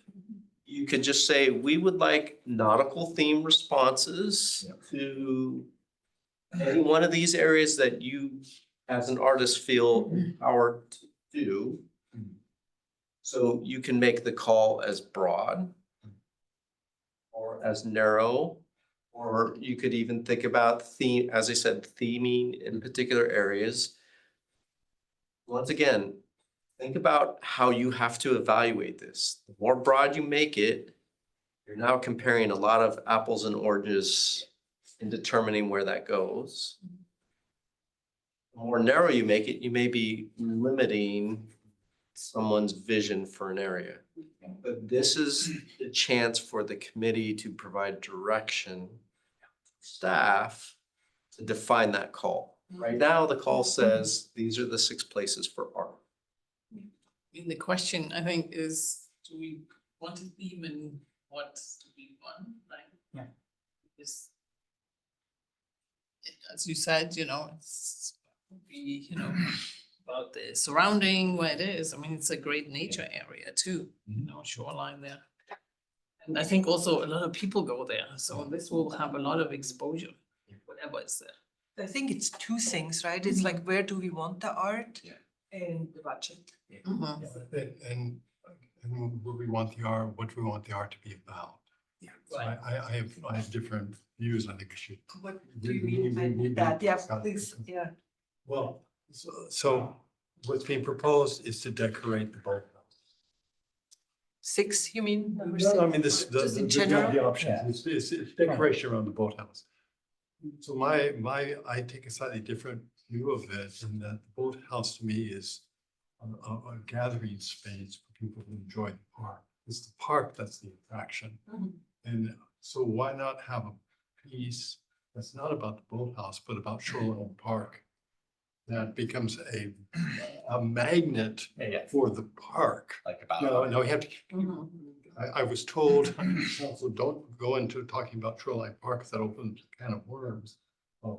Other issues, but the environment is spectacular around here. And instead of having art celebrating the boathouse, thinking of art that celebrates the park. That's Yeah. exactly what So I which is a like. larger, I was- which means a larger piece rather than just Say little like, benches. for Yeah. example, on the a big sculpture, an iconic sculpture I on want. the big lawn next to the Definitely. boat. Yeah. For example. Hold on, yeah. Yes. Exactly. And I wanted- That was one track I was going down. So basically not, not 1 to 6. Not accessories on the boathouse. Yeah, these are all like Right. nice, Structural. these are nice but small additions Yeah. that are being. And that also was driven by, God, how much money do we got here? Good grief, we could actually get somebody to do Yeah. something nice. But it had to be iconic for. We kind of have doubled the budget, right, at 4%. Right, but so it's a different view of what we want to have art there. We want decoration for the boathouse, which is what's proposed for Hyde Park. Celebrating Shoreline, this beautiful environment that a lot of people come to, and a lot of people will enjoy the art, potentially. I think So that one. that was one track. The other track I had was, oh, that's a public building. We own it, city owns it. We were, in the previous discussions, we were looking for, where could we hang art? Why can't we make this into a gallery? That we should have rotating artists display like we do in the Center for Performing Arts. A lot of people come, they'll see art, they'll be able to, if they purchase art, they'll enhance their environment. We're redesigning it anyway, how much, you put some stuff to a gallery, make it into a gallery. So that was another thought. Understood. I think we need to give you a little more context of what we have here right now. While this may be a city-owned building, we lease it out to the Shoreline boat operator. So we are a landlord in this case.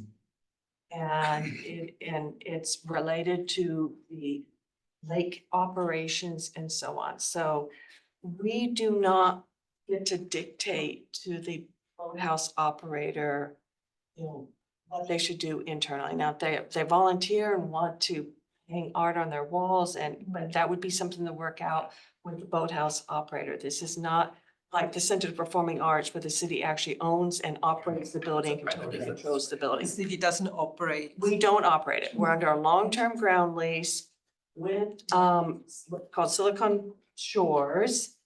And they operate and they lease all this from us.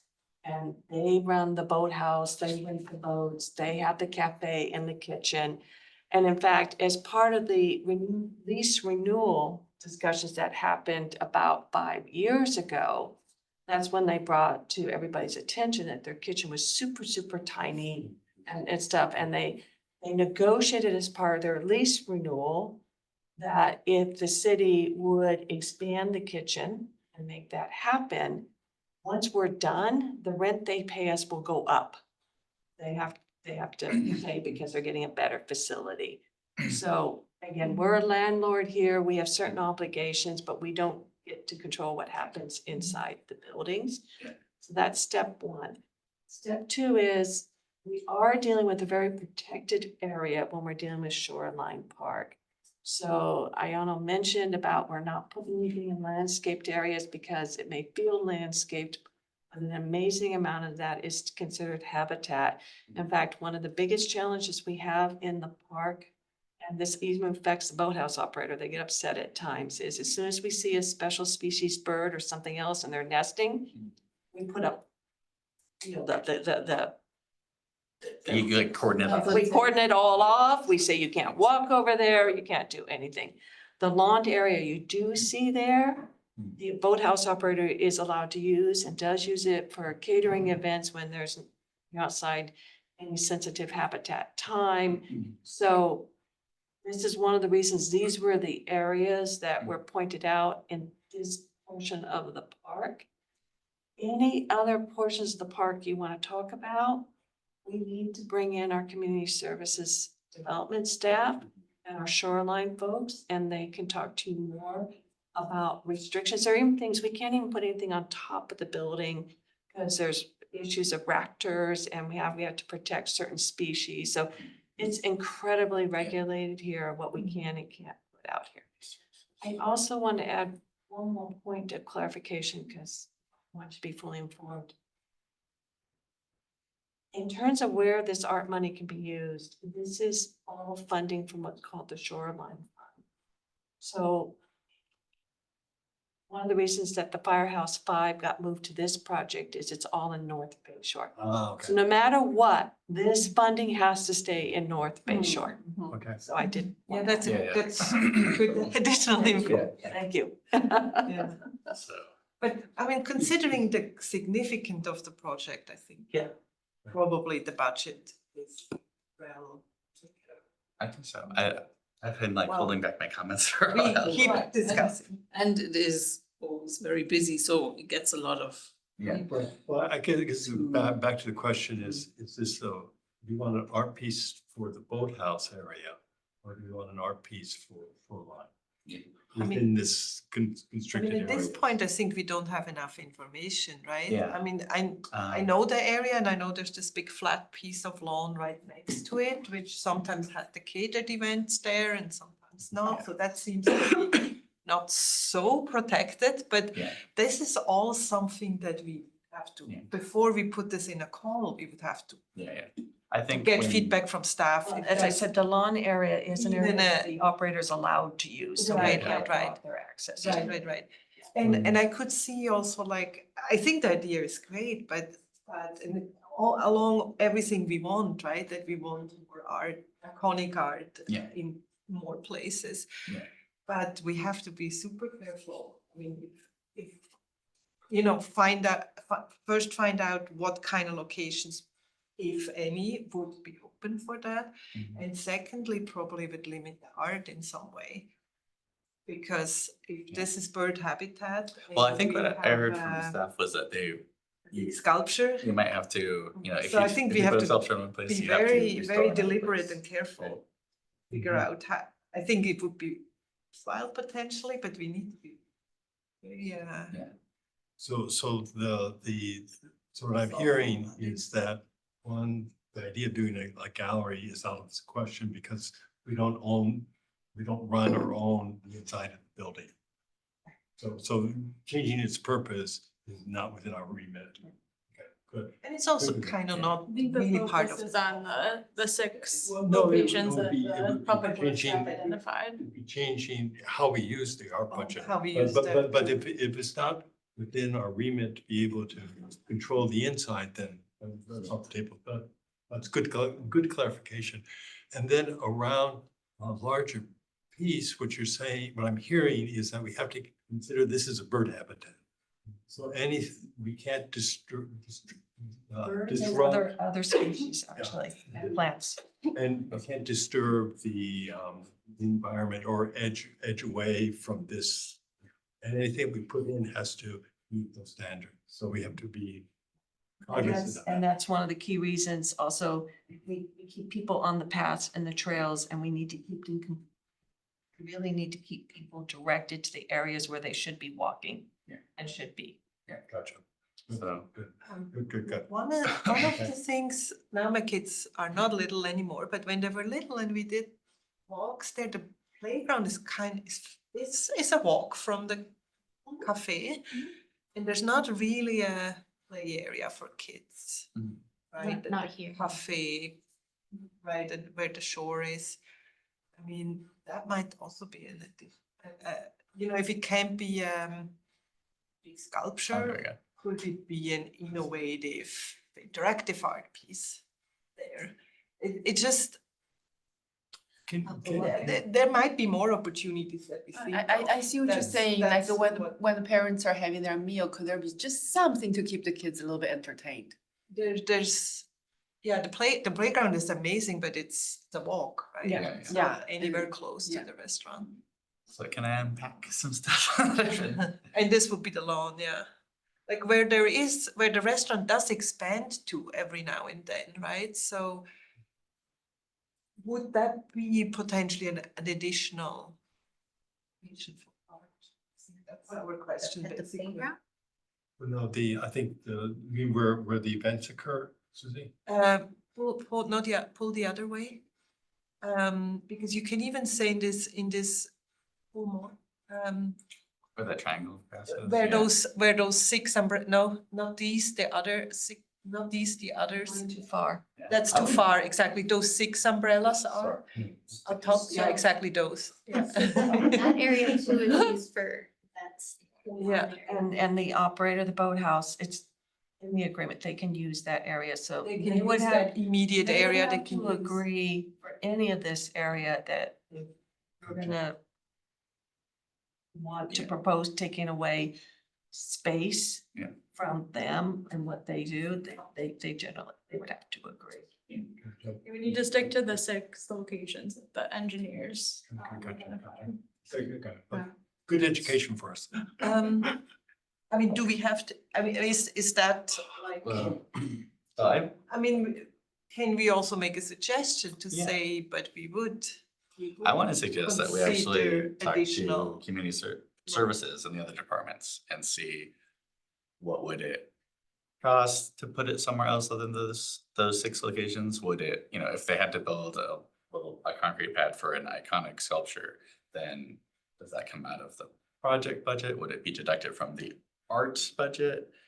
And then if it's feasible, if we, you know, even if we need to take away some art budget to pay for that or to restore some habitat or something that could allow us to have a more iconic piece that could really stand out like from the lake when you're on the water. If you had some large, you know, colorful iconic sculpture, that would look great, like a come to Mountain View ad or something like I'm that. I've just seen thinking that. it's worthwhile to explore at least because we have a larger budget and Yeah. it's an important area, so I'm wondering.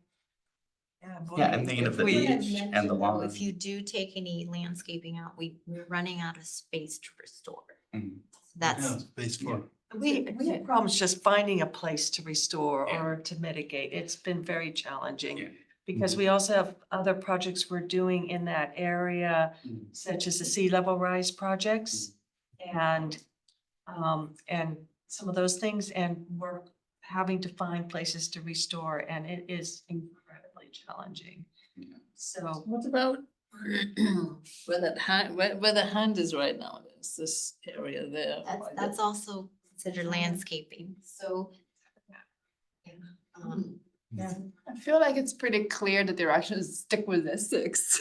So we picked those 6 because those are areas we've already considered and in expanding, right? We're already doing work there. Yeah, So that's why it's limited to that area and that's already. yeah. But it's not impossible. It would just take more time, more money to put it somewhere else. Well, That's what I'm hearing, that you need to work with other departments or do some more research, come back to us in another month or so, maybe longer, but I mean, if there's a slight delay, I think it would be worth it if it turns out. Yeah, I just want something big and iconic because we can't do that with these 6 locations and we have the budget for it, which is very rare. We may not see this budget we again don't in have- years and years. Not that. You could do something Right, like, you they're know, better than a some 20-foot better tall heron or whatever you want.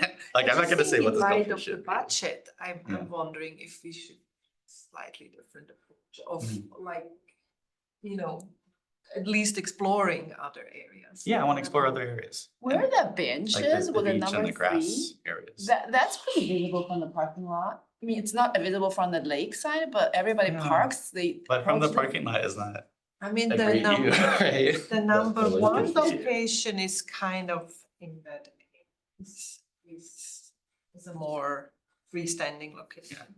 Yeah, I don't wanna cater to cars. I wanna cater to, you know, people on the lake or on the beach or on the grass or enjoying nature. So but we're constrained, we do something within the shoreline area budget. Correct. I mean, or North Bay Shore. North Yeah. Bay Shore area. So I guess the question is if we took some of this budget and are there other places within the shoreline area that we could put art? That's where it gets challenging Yeah. because it would have to be land owned by the city. And we don't own that, besides the streets. Mhm. We don't own that much. or we've leased out the land we owned. We do not control it. These are under like 95-year leases. So, Good, good. it would have to be reviewed. We could look at additional capital projects coming up in the North Bay Shore area to see if they could stand to have up. You'd like to invest more in that area because of where it's located in North Bay Shore. That, but definitely something big and iconic in Shoreline Park. I don't even know if that's possible because Yeah, it's Shoreline Park. And that's why I want staff to investigate and find out if it's I possible. mean, the question, yeah, I think we. And all I know we don't want to get the answer today, agree that's fine. That it's hard. Okay So, with- so why don't we do this to move forward is let's do two things.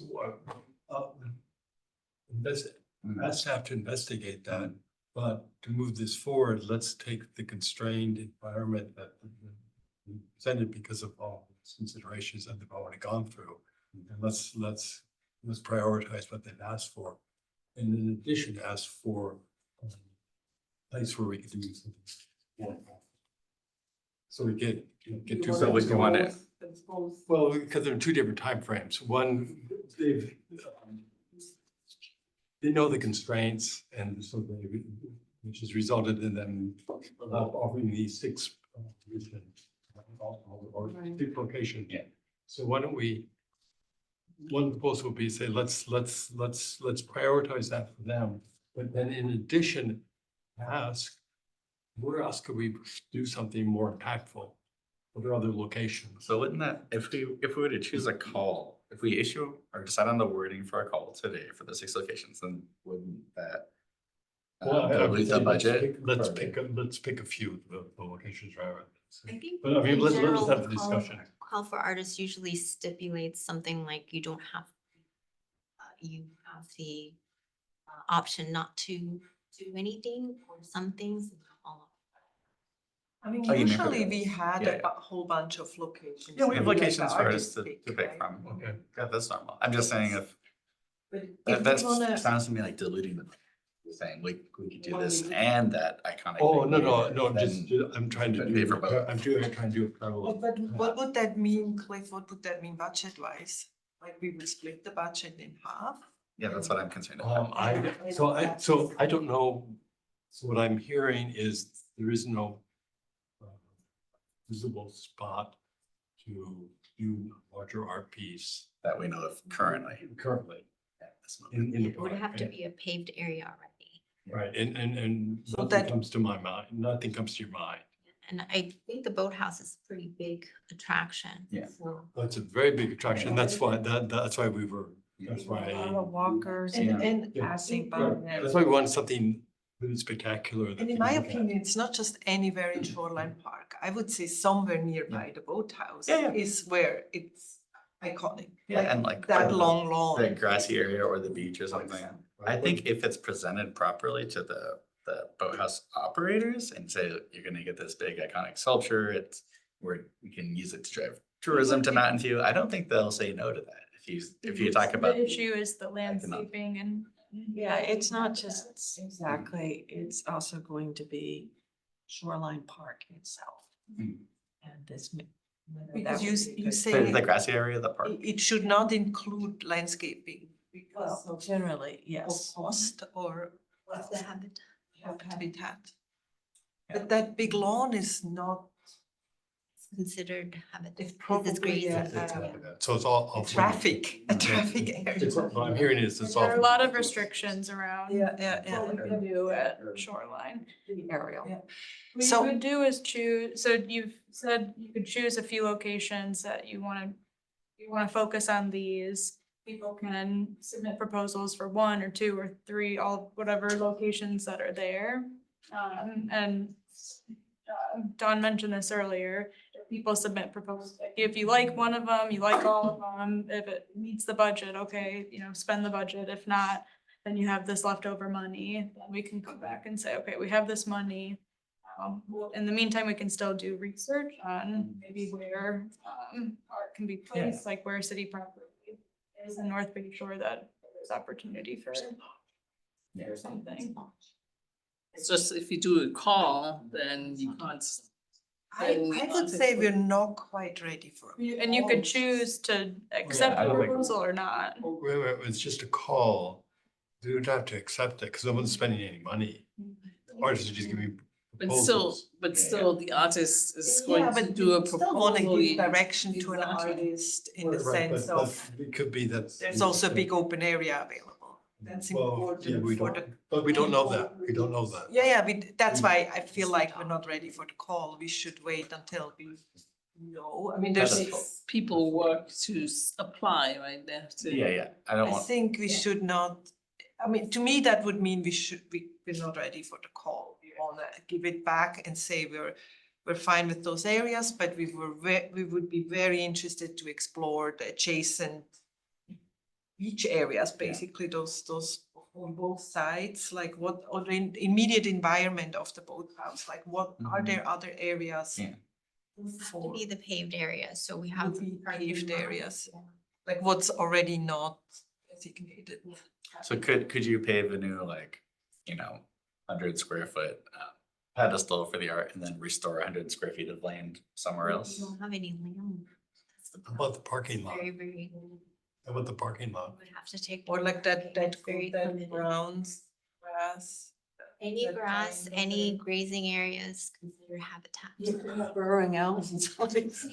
Any This is- asphalt patch right now, that's gonna be. It's a habitat area. Oh, it is. Yeah. How about concrete pillars on the water or on the edge, like where the boat launch is?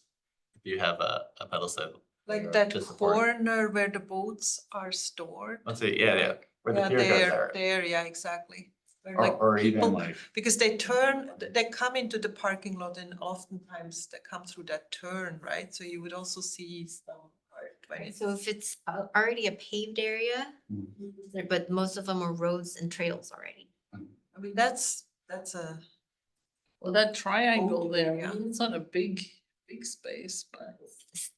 Still considered grazing area. I mean, is it just because the boats are not permanent, so they can use the area, but permanent art cannot? Those are on go there? shelving, and I believe those are on paved areas. They're just stacked.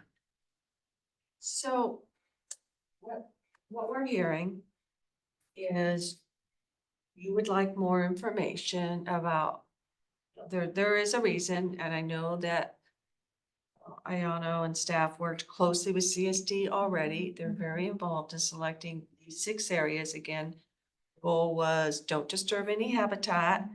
You can't interfere with the boathouse operations or their lease rights, because they have lease rights. And 2, we want to make sure we don't create foot traffic where foot traffic should not. Very important.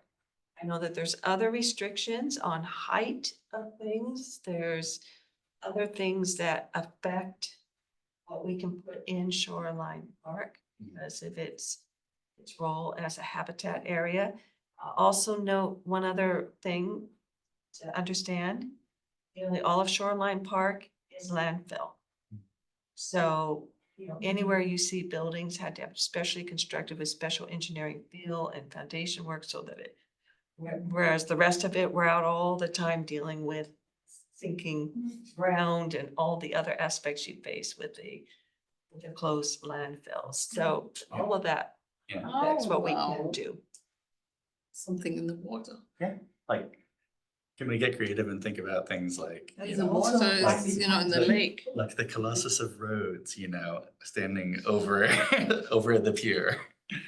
Again, I mean, there are a lot of regulatory agencies we'd have to talk to, and that would now be involved, including potentially federal regulatory agencies that would have to.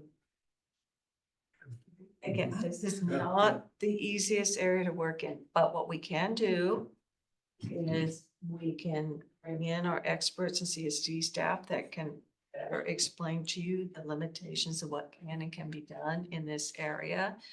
We can have staff look at the surrounding area in terms of, are there any other opportunities?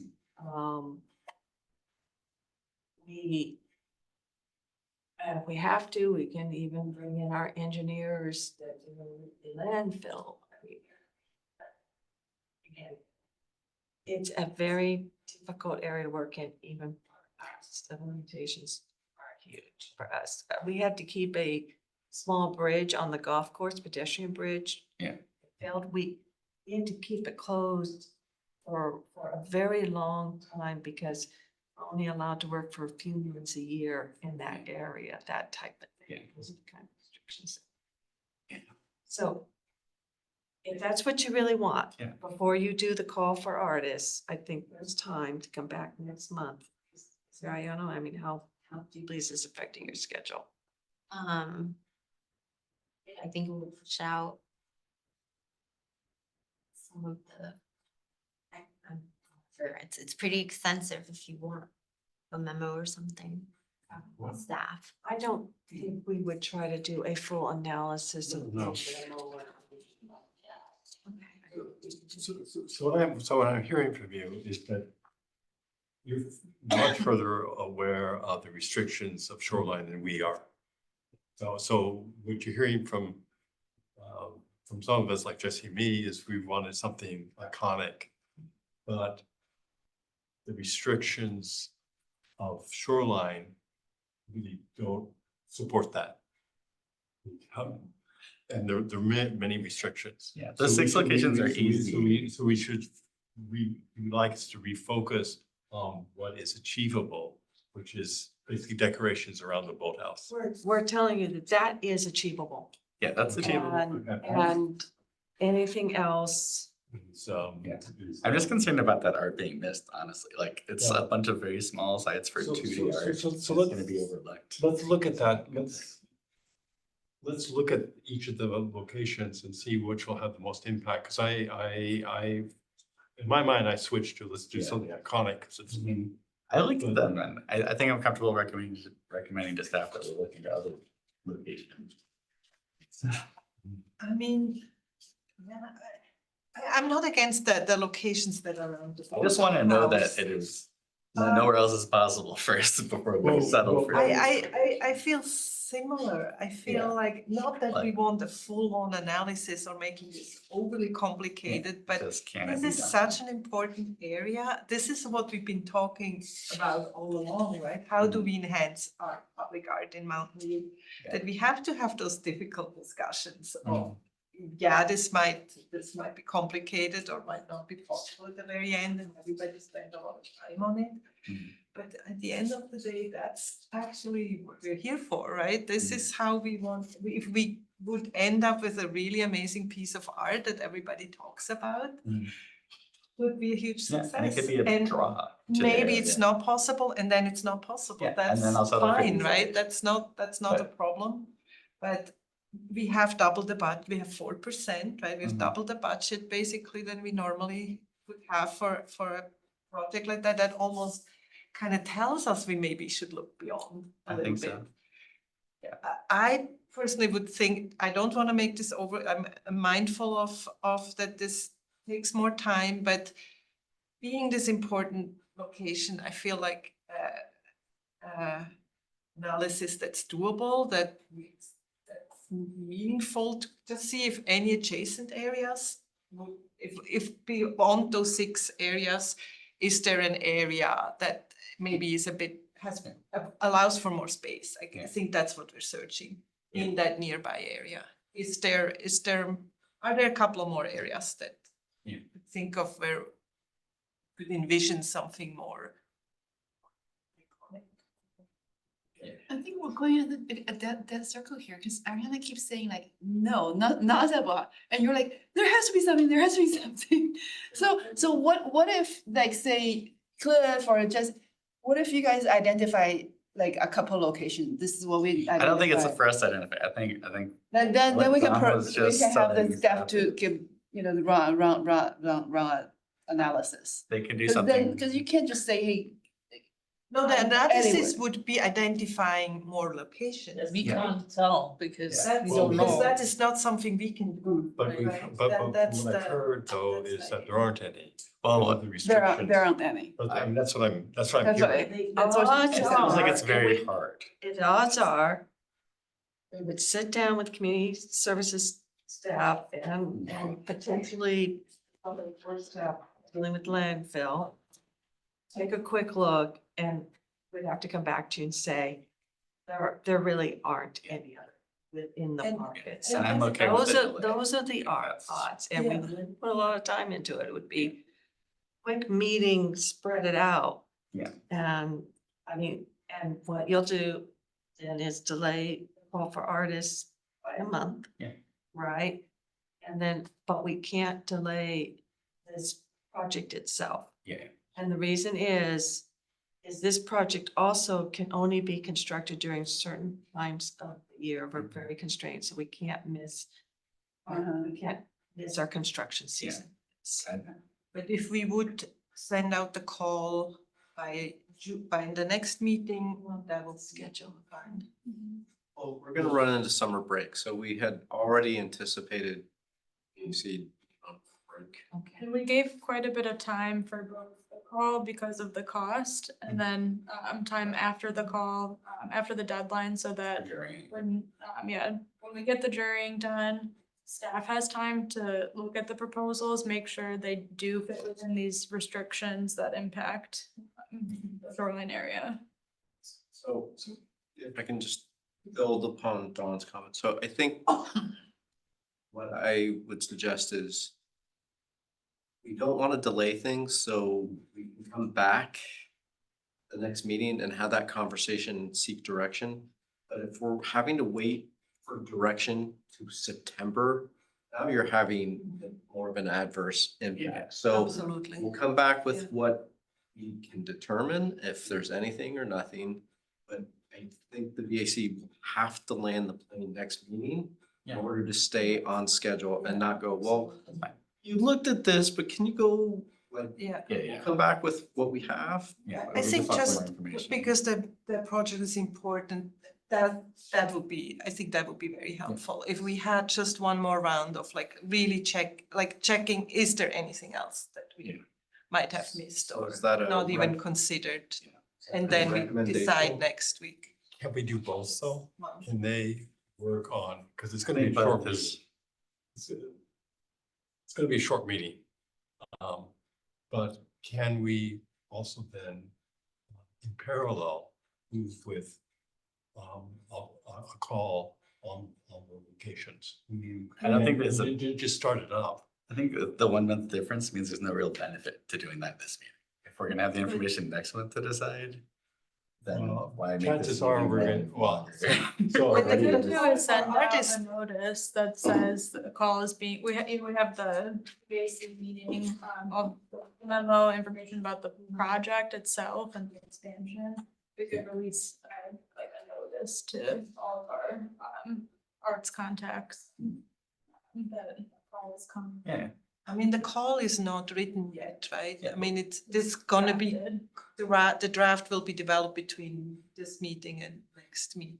Is there an option if this analysis would happen between now and June, that we would be informed?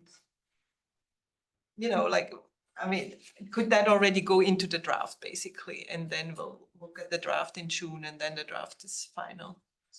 Like So- that, because you would get notice, right, about what the analysis, the outcome of the analysis. So could that already be factored into the draft? I guess that's what I'm asking. And So see that I think- draft in June. I guess what I'm hearing from another committee member, and let me paraphrase what I just heard from the chair, which is, so we can come back with information next meeting that may cause you to consider other things. It's very possible, the likelihood is not, but it's possible. Right, right. But in parallel to that, assuming there is no change, this is what it is. you want to save some time and give us guidance on if it's this, what should this be? So that conversation ends up being a very short conversation next month when you have a much bigger item on your plan for your agenda. You still have two items Yes. on this agenda to discuss. Right. So do you want to give that feedback? If this is what it is, do you want to give us feedback on this? We can hold off on doing anything, Right. get augment that. But at least you've given some thought to the six that are in front of you. And maybe that changes with new information next month. But if not, we can run and it's a short conversation. I think Next that month, makes I think is sense. what That's I was also in hearing. your, Yeah, I, yeah, Is that what I, that's what, Yeah. that, that we rephrase it I very think well. we have three questions then. We have the budget, is everybody in agreement? The budget stays there, the whole amount? I think it should. Second one is those 6 locations, what do we think about it? And the third one is everybody in agreement that we let staff do another check to be really sure there's no other location? It's those I 3 think the budget things. should stay there. So what do Although we I'm a think little about, bit what do more- we think about the budget? Yeah. Should stay there, Oh, yeah. the 6 locations. So of the six, so should we pick? If should we it were, pick- should we if pick, we, like- after the analysis, we know this is. like, should we pick? Should we pick some of those or should we say all of them? Option That would be open. the question, that would be a question for, I think you should be able to answer. I would want to hold off on deciding locations until we Yeah. know whether or not other The, locations. to are me, left. the only difference between the locations is that one seems to be a bit more freestanding versus the others are more walls. Well, Right, I would hope one could be freestanding, but they told us it has to It's a be like path, two or D, it so has to be on the it's a ground. pathway, so it needs to be on the That's the ground. tiles or something. Okay, so it's mainly walls, right, on the ground, so I And then think, The bench. and benches. Yeah, Oh, so- and Yeah, 4 I and don't know if I 5 would are want to put a whole benches. budget on some benches and like Yeah, some the- walls. 4 is a or bench, 4 5 tiles. is on the That's- wall. Yeah. Let me see. So Okay, to me, they don't matter that much where they are. I think Mhm. we need to be mindful of. Maybe number 5 could be a sculptural what coming they out of are the wall, actually, what are so they? long They as they're are not wall- needing a Yeah. concrete pad. Mhm. Be more 3-dimensional. so the new wall. Which one, the facing- the 6? 5, she said. 5? Because it has landscaping, right? But it could protrude because nobody's walking right there. So Okay. it could be a sculptural thing that comes out of it. But then it's just facing the parking lot and that. Well, It that's is, where it is, everyone see it. Yeah. and everybody comes through that way. That is actually That is more the- visible than the lakeside. Yeah, And and you the have path, multiple locations still, you can have So- more than one. That's the The primary trail path, Right, this is go why to these the- bathrooms are being added here to Uh-huh. serve the trail users.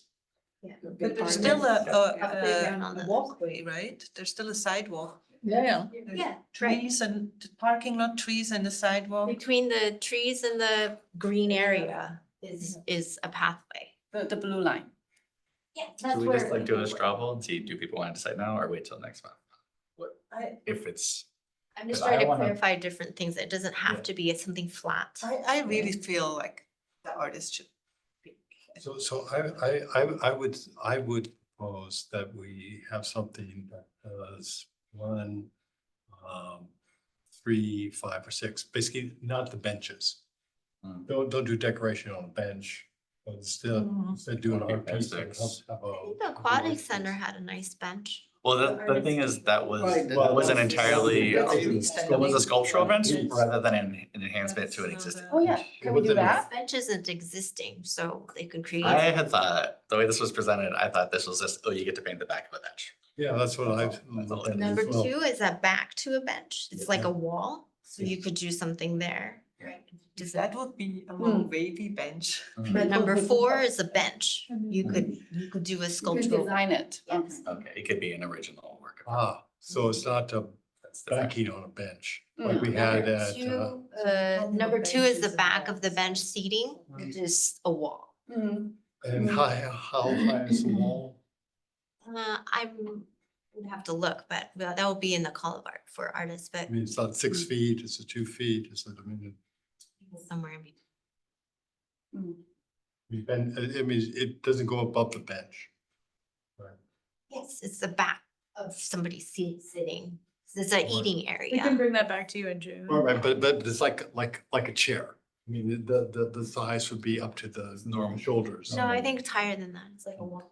Oh, like a wall. It's Like a, a Yeah, but not like, It's like the, it's a bench where people sit and then there's a table and another person Think sits about it. across from Like the them. Think about booths. there's a wall, it probably is 5 feet, maybe, it's not 4, and then there'll be a seat. You know, it's like a wall this seat. bench seating up Sitting. against. I'm thinking of like what separates your booths and like a Denny's, something like that. Sort of, but it's a difference between, pathway in the Yeah. green area and a cozy seating area. In the call for orders, do we give the budget? Yes. Oh, God, okay. And that has to Yeah, that's include fine. all the, I mean, all the but way- that's all the why it's design worthwhile to and know if there's installation. additional Yeah, I would wanna areas, wait right? till next month because the Because budget. then we know, because it, otherwise the budget goes to those 6 areas. No, we can change our so mind. I think, Yeah, we can change our. We, I think Just do some the of the call. call for Yeah, artists you've had to allow the artists to choose which spots. Mhm. So you could have something thematic throughout in all 6 areas. yeah. That's one way to do it. Or if we do add another place, then they could put the entire budget on the. So you bring up a good point. I hadn't thought of, well, you mentioned actually in the beginning, is there a theme that we should have for the call? That would then unite all the pieces where they put. You can also pick more than one artist as well. But I think this is a boathouse on shoreline, when you think of birds. I mean, think we of- only had, so far, we only have Community gone as one. far as really describing the history, right? And where this is and then leave it up to the artists to see what speaks to them when they think about that area. I wanna I'm hear from feeling Regina quite and Tracy uncomfortable. about this month or next month? When do you wanna? No, I think this is an important discussion we should have, right? Because otherwise we're delaying it more. Right, right. This This is- is that now, this is- and then this it's is- ready to go. You wanna decide on if these are the only options. you What wanna we fix think today. about the current proposal, Okay. right? Still think we should come to a conclusion on this. Okay, what if it's 5 locations, everything excluding 2? So that way we're not just enhancing a bench. Bench is new. So it could be sculptural. Well, you're saying number 4. Sculptural then.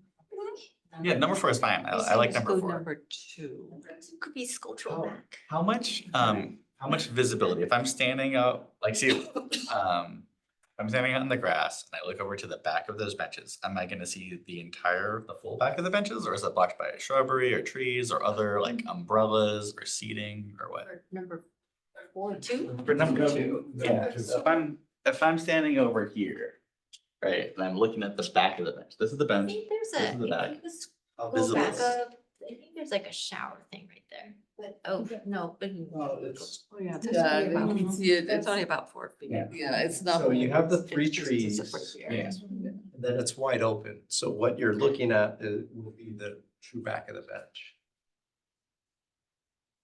Right? How much If you room go is back, between the go benches? back to that, we have a photo, but This is there just. was that's exactly. So you can see it's not really, there's nowhere to put anything. You can hang something in that gazebo There's thing, no but walkway. Number 2. Yeah, but like not, where is it on the drawing, in the drawing? The walkway? The- Number 2. Can we see the back of the Number benches from 2, here? Can we oops. see the wall? Yeah. Yeah, in our handout, we don't have it right now. Yeah, because I don't know if like the gazebos are blocking Number it, 2 being here, is that Yeah. right? so it's under a So this is the gazebo. little, the wall, Ah. Well, the talking about. gazebo sort of. and there's a walkway here Mhm. that leads So down. is it to number the- 2 even exist in this drawing or is it, we're gonna build it? This is schematic drawing of the new construction, right? Yeah. Yeah, so number 2 is already there. Yeah. yeah, there's nothing It's to. really short, There's actually, yeah, that's what we're looking at. It's, That's like it's 3 feet. more like 3. 3 feet tall.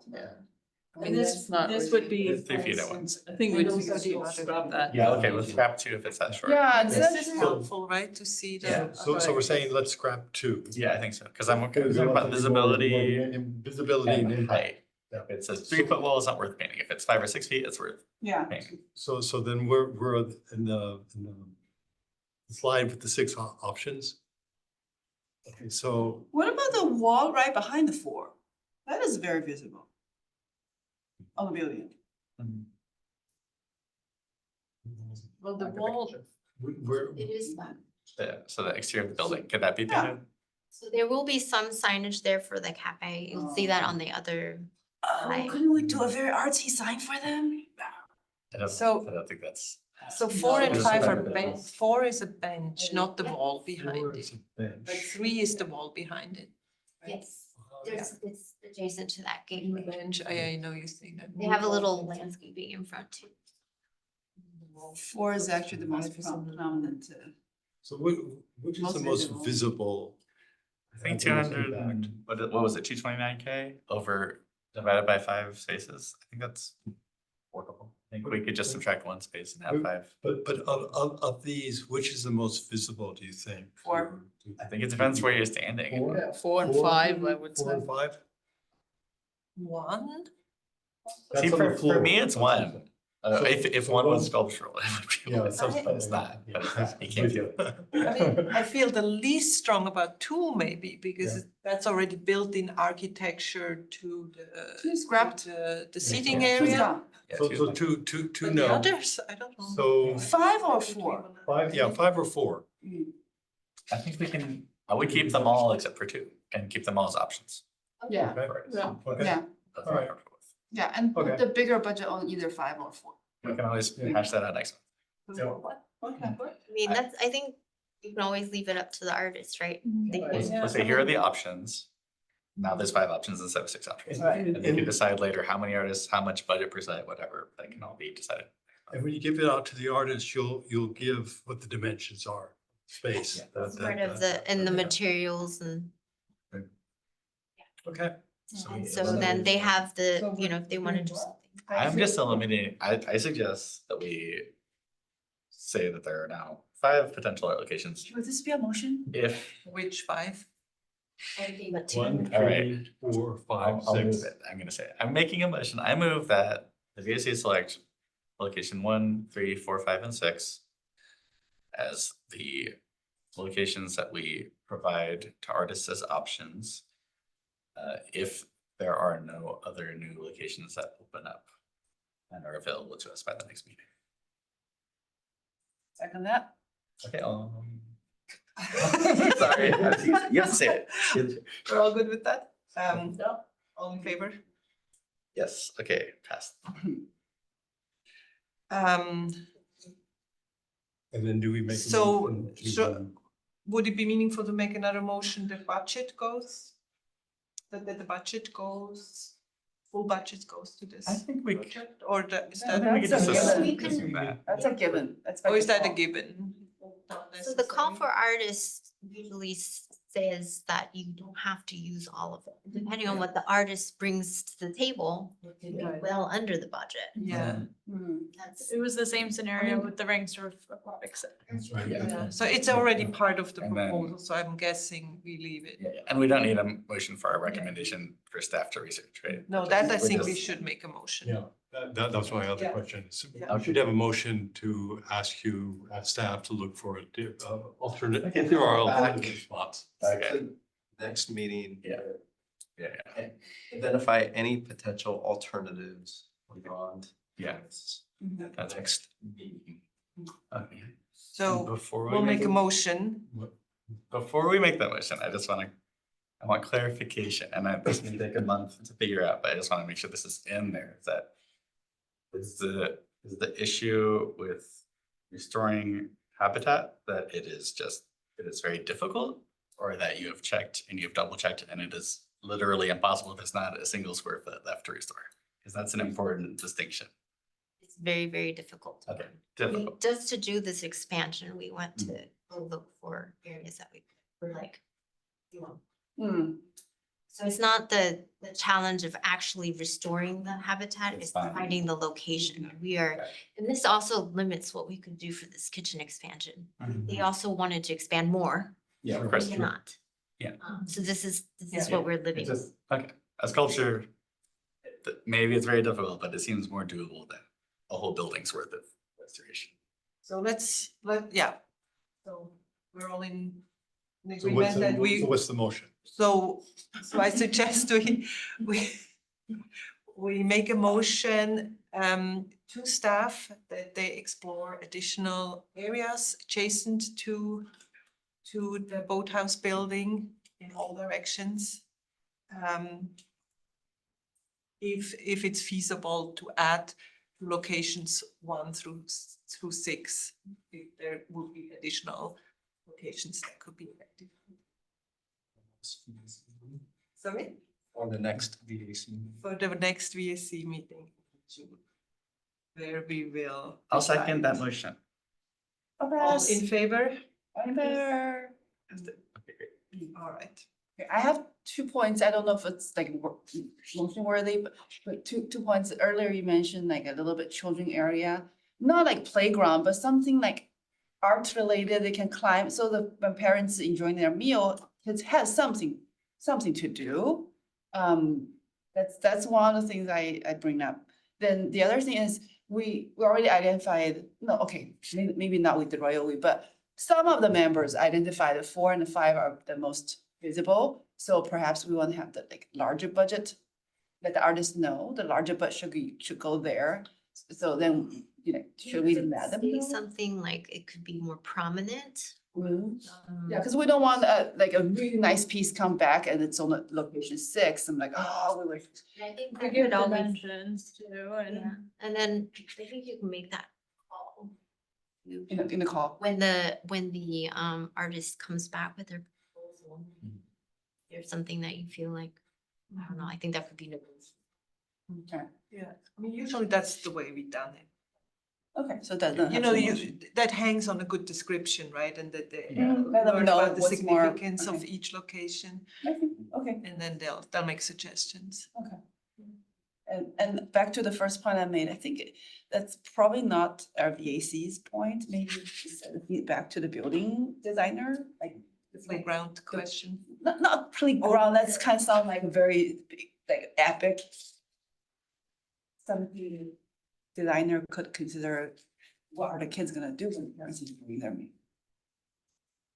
That is something that we can talk to the boathouse operator that if they're interested in something and they want to give up seating space, for instance, because they would have to give something up to make room and it's their customers and, definitely, could offer if they want to install something that's for the kids. Okay. But it would come from them and it would be similar to they provide the furniture, they provide that as well. So would that be you to relate that message to them or? We can definitely, when we meet with CSD staff that works directly with boathouse operator, suggest that they can ask the boathouse operator if they're interested in some of this seating area. Stops right there, it's good. Yeah. And it'll enhance their clients wanting to stay Experience, longer. enhanced maybe have experience. to Come with families, stay there longer and enjoy the bonus. I think in general, though, it's really well enjoyed. It The is. cafe and it's, Because in some respects, it's like a beachy area. Oh, yeah. we have kids running around. Like kids can use the paddle boats. I bet not while they're eating, but there are children But I activities feel here. It's worthwhile as feedback from us, and so is, I think, your gallery idea, not as this is what we want to do or tack it on to the Hall of Artists, but as feedback from us as a committee. This could be potentially down the line an interesting gallery. If the operator would like to do a gallery, we would be thoroughly supportive. We would be. And we would supportive. help. Sure. Oh, yeah, just All say, right, mention as, Let's mention as the let's option. move on, let's move on. Okay. Okay, very commented. Let's move on to item number 7.3. Call for artists for Castro Street interim. Sorry we kept you so long. Thank you. Thank you again. Thanks for educating us. Good presentation.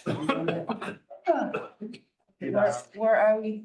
So we are, We have 3 more items. You have 7.3, Yeah. another call for artists. You have your work plan, and We have the ED strategy and we're already half hour Yes. past your normal time, so. No. What is the most important?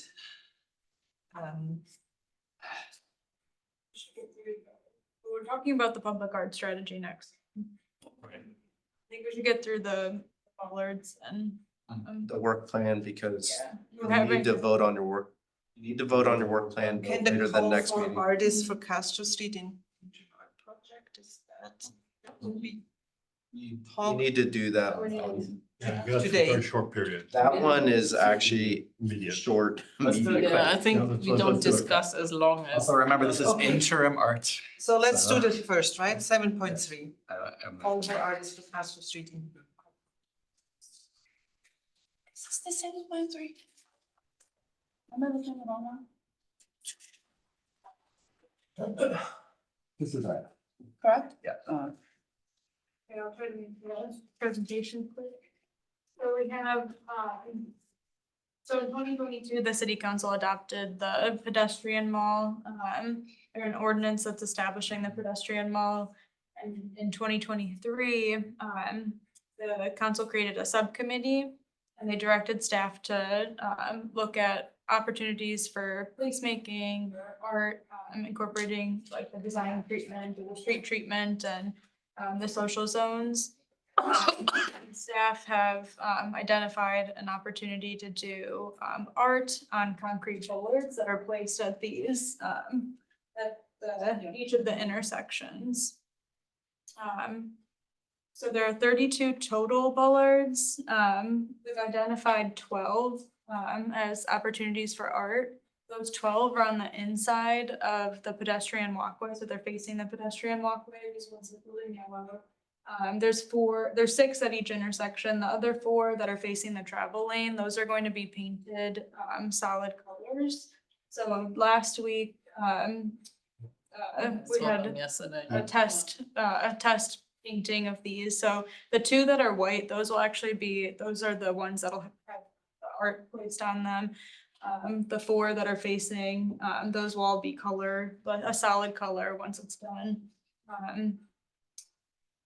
Those are Mount New colors, right? Like Yeah, so it'll blue. match the theme of the street treatment. Yeah, it's the same colors that are gonna be used in the ribbons walkway Yeah. treatment, so it kind of. Boundary colors stay that way, blank ones are blank canvases. Mhm. White ones. Yeah. We are hearing from the city manager's office that there might be some white ones put on the street as well to not overload the other. But the ones for art will be on the inside. Gotcha. So our recommendation is to, so there's 12 total bollards, select 6 artists, and each would be responsible for 2. So 6 or 1 artist per intersection. With the budget, there would be a stipend of $1,000 per artist. For 2 balls each. Yeah, yep, so the total project budget is 9,000, so it'd be 1,000 per artist, and then the remaining would go towards anti-graffiti coating, to put on top of, over the treatment. So like the last project, you could identify a theme, here are just some examples of like shapes or mosaic, cityscape, nautical again. So you could identify a theme for maybe each of the intersections, or like a total theme for the project too. And those $1,000 are artist fee or that's materials? So it'll go towards materials, and design installation, yeah. Labor and the parts. And what anti-graffiti coating are you using that costs $3,000? That's a surprising number to me. We've done that before for But the it's- art boxes. But it's and it- 12 bollards, right?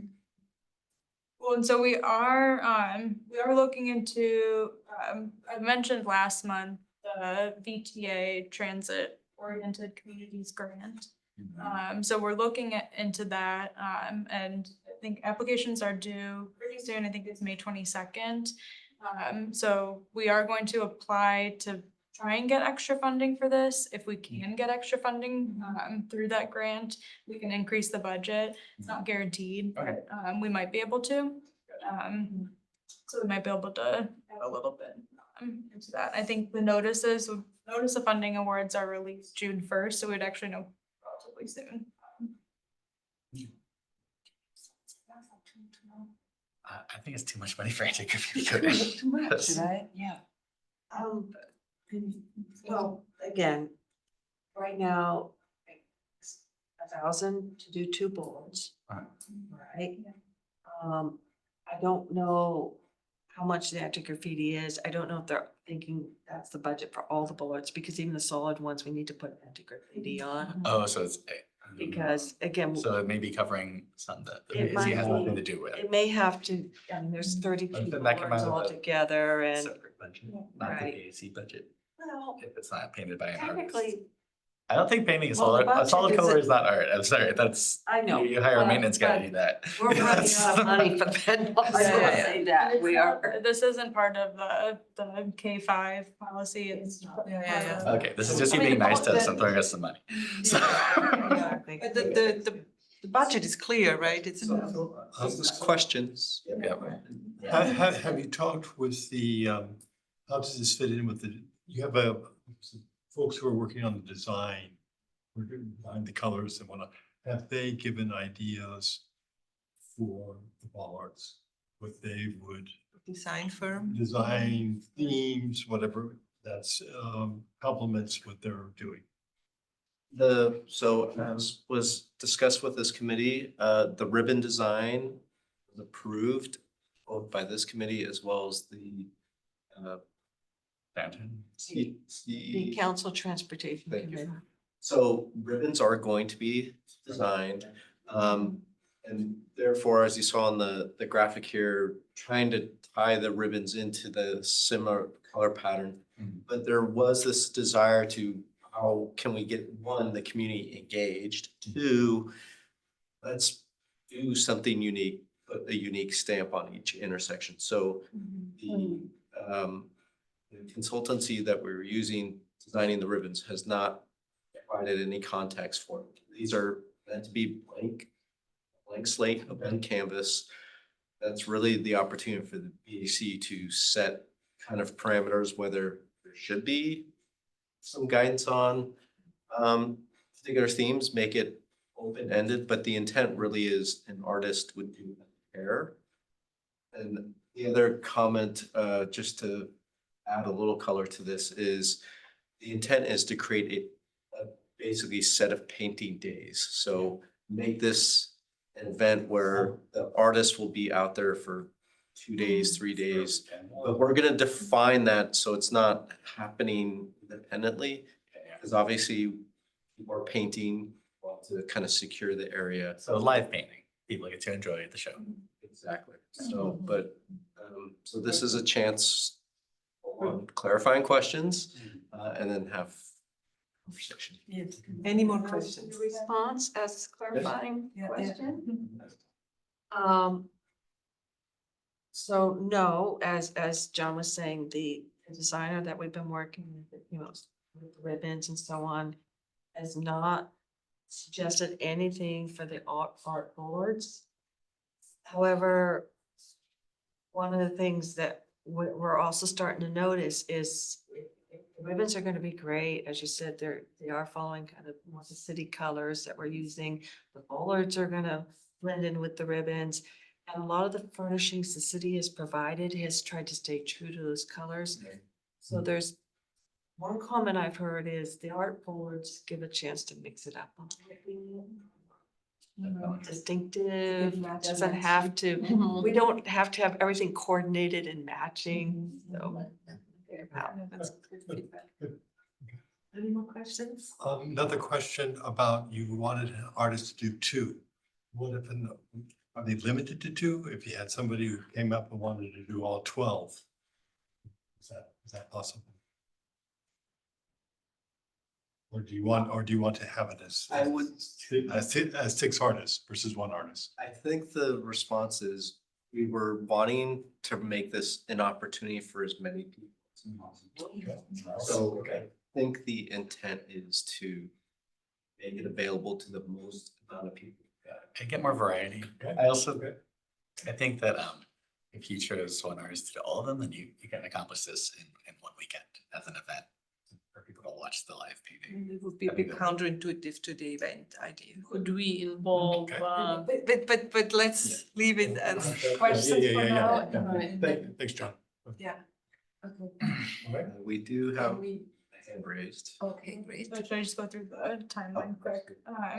So here's our proposed timeline. I don't think we're going to be able to get the proper artist posted by this Friday, the 10th, but we are still anticipating to get it done in May. We're working through the administrative side of it. Trying to get the contract insurance side set up so it's run smoothly.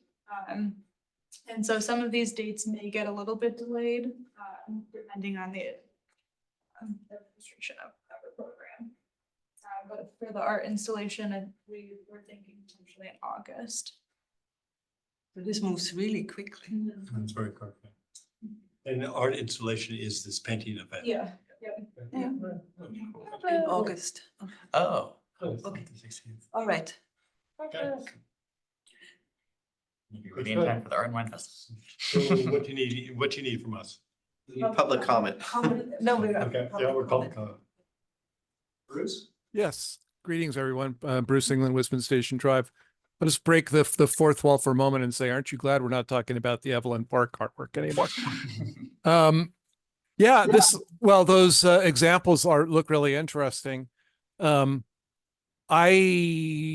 Because that pedestrian mall is something to encourage people, sort of meandering around and applying activities to the space, people can't bike. So that was a bit controversial, but people can walk their bikes through there. They can walk, they can stroll, they can kind of be active in there. The examples don't really reflect activity. And so there is part of me that feels like if there's a way to not show kind of tall buildings, one of the examples shows buildings around the space. I would rather see people, not buildings, and people walking around, milling around, biking, walking, or walking their bikes for sure. And then the other thing I wanted to mention is that at the Cuesta Park Garden, the Pollinator Garden, we have been doing kids activities where they paint little rocks and the rocks go in the garden space. It's really nice and the kids love to do it. I don't know if you've considered doing this a non-artist project and having it open to, say, kids. They're temporary anyway, right? And having the kids paint them would be a way of bringing them into the activity, and then they can see it when they walk through the space. So that was something that I just wondered if you had considered. But otherwise, just if these can reflect people being active, people being active, walking, etc., through the space. Those are my comments. Thanks. Any more comments? Open for discussion. So that's exactly what I was going to say. Thank you, Bruce, but I was thinking involving high schools. They have art programs, we even have the Freestyle Academy and I have. mean, we could certainly That would like be a great inform project for them. that they could apply, but I wouldn't personally want to restrict it to high schools or middle schools or anything like that. No, It's like we- it should be an open We call. could reach out to them. I mean, Yeah, I don't know if they we look. What do but- we think about the budget? Do we feel like? Because it's an Yeah, in between, It's right? 500 per bollard. I think People, we're not gonna get like the highest end professional artists, but I do think we will get applicants that are. well, you would get people if they would do it for exposure, And they- right? Because they're clearly. Or they're just gonna simplify their normal mural style, right? Like, for instance, if this was her room, it wouldn't be super intricate. She would just quickly, put down a couple splotches and flowers or something. Like, they can adjust the amount of I don't hours know and what work they they would put do, into it. But, yeah, I We think would probably get less complex designs. We'd what we're get some. doing with this that you low can of a paint faster. budget is exposure, right? Like similar to the Center for Performing The Arts. utility boxes that were Yeah. done, Yeah, $500. 500? I thought it was 750. So that's sort of like that, because there's 1,000 So for it's two. the same 250 basically. was No, materials. that's good. 500 apiece. The 250 was materials. Was And- materials, oh. And since not all of us were around back then, how did that go? I Like was- finding It was artists? well received. We had good applicants for that project. Did you get a lot of applicants? I forget if we had like a lot, but we're certainly enough that we felt like all the artists we picked were good. We were happy with. I wasn't happy with one personally, but the committee overall was happy with the quality. But there were enough people applying. Yeah, there were enough to Yeah. get good quality artists and overall do a good job. And they actually, I'm surprised that they gave us what they did for only $500 and I'm feeling a little more confident in these ballets being. I mean, we could do both, right? We could, I mean, or, yeah, the call for artists would go to everybody, but we could also. Could be directed, for example, to the high schools. Invite We high could make school. an effort, To have them, you know. I have mixed feeling on this. On one hand, I really like to promote the local student community. But then on the other hand, it is very prominent on the downtown. We want some quality work to like. That's why I say high school, you know, because they Yeah. have High art schools, programs and, I- you know. We do have the option now to work with SV Creates, and send out our calls for artists Yeah. to them, and they'll include it in their weekly newsletter I think then. as long as it's an open call, promote it, to whoever we want to. That's- Sure. And I think we can promote. In addition, I Yeah. think would be nice to. Yeah, we can promote to high schools. I think this is not beyond the scope of. You mean talented high extend the school invite artists. to high school, not limited to high school? Yeah, Yeah, that's what I'm suggesting. Yeah, Oh, yeah. As long as we're not limiting. They will I mean, then. as always, If their we work really speak for send it themselves, to yeah. Yeah. Alright. So, And they'll have a mentor to help them. Right, and then there's a It's like the proposal. scope of the advertising, basically. Right, if their work is good enough and we choose that, then I mean, yes. Foote College has a, you know, art program too. There's some great high school artists out there. And that, I feel like we'll probably end up with more adult artists, but So- maybe it'll so- surprise me, right? Oh, should we prioritize Mountain View rather to high schoolers then? So now we're talking about geographical scope of the call. and Yeah. Instead of, so Yeah. we normally do like the 13 Yeah. Bay Area counties or whatever, and that's a lot for a relatively small dollar amount project. So maybe we could just say Santa Clara County. I would be fine with that, but if you want to do it wider or narrower, that's. does that, I mean, if we have SV Creates promoting, right, then we Yeah. might not wanna limit.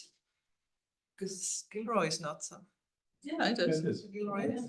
Like, so SV Creates is Santa Clara. It's Santa Clara, yeah. Mm-hmm. Well, mean, I And was that saying, was basically the people who painted our art boxes. They were pretty local. It wasn't people from counties away. They were they were San decent. Jose residents that were not too far away. At least the artists Should that we I- say priority given to the students living in Mountain View? I wouldn't city? give priority to, I mean, I think you can, I would just you open it. can, you can determine the geography of the call and say Santa Clara County. I think that's fine. Or you could say just Mountain View artists. I don't think you could say just give priority to Mountain View student artists. I think that it has to be a public. That's call. also very, We can't say ahead of time, we're gonna give priority to a certain group. I think what Eugene is saying is let's make sure we reach out. To encourage We them don't put to- that in the call, but we make sure we send it to them, As part of Right. the, that it's. and then you see what they come. We let them So know they can apply. current outreach now will be through any artist who signed up through the link on the website and the network that SV Creates has. I mean, in that regard, So do you wanna, could say it's Santa Clara. how do you feel about Santa Clara County?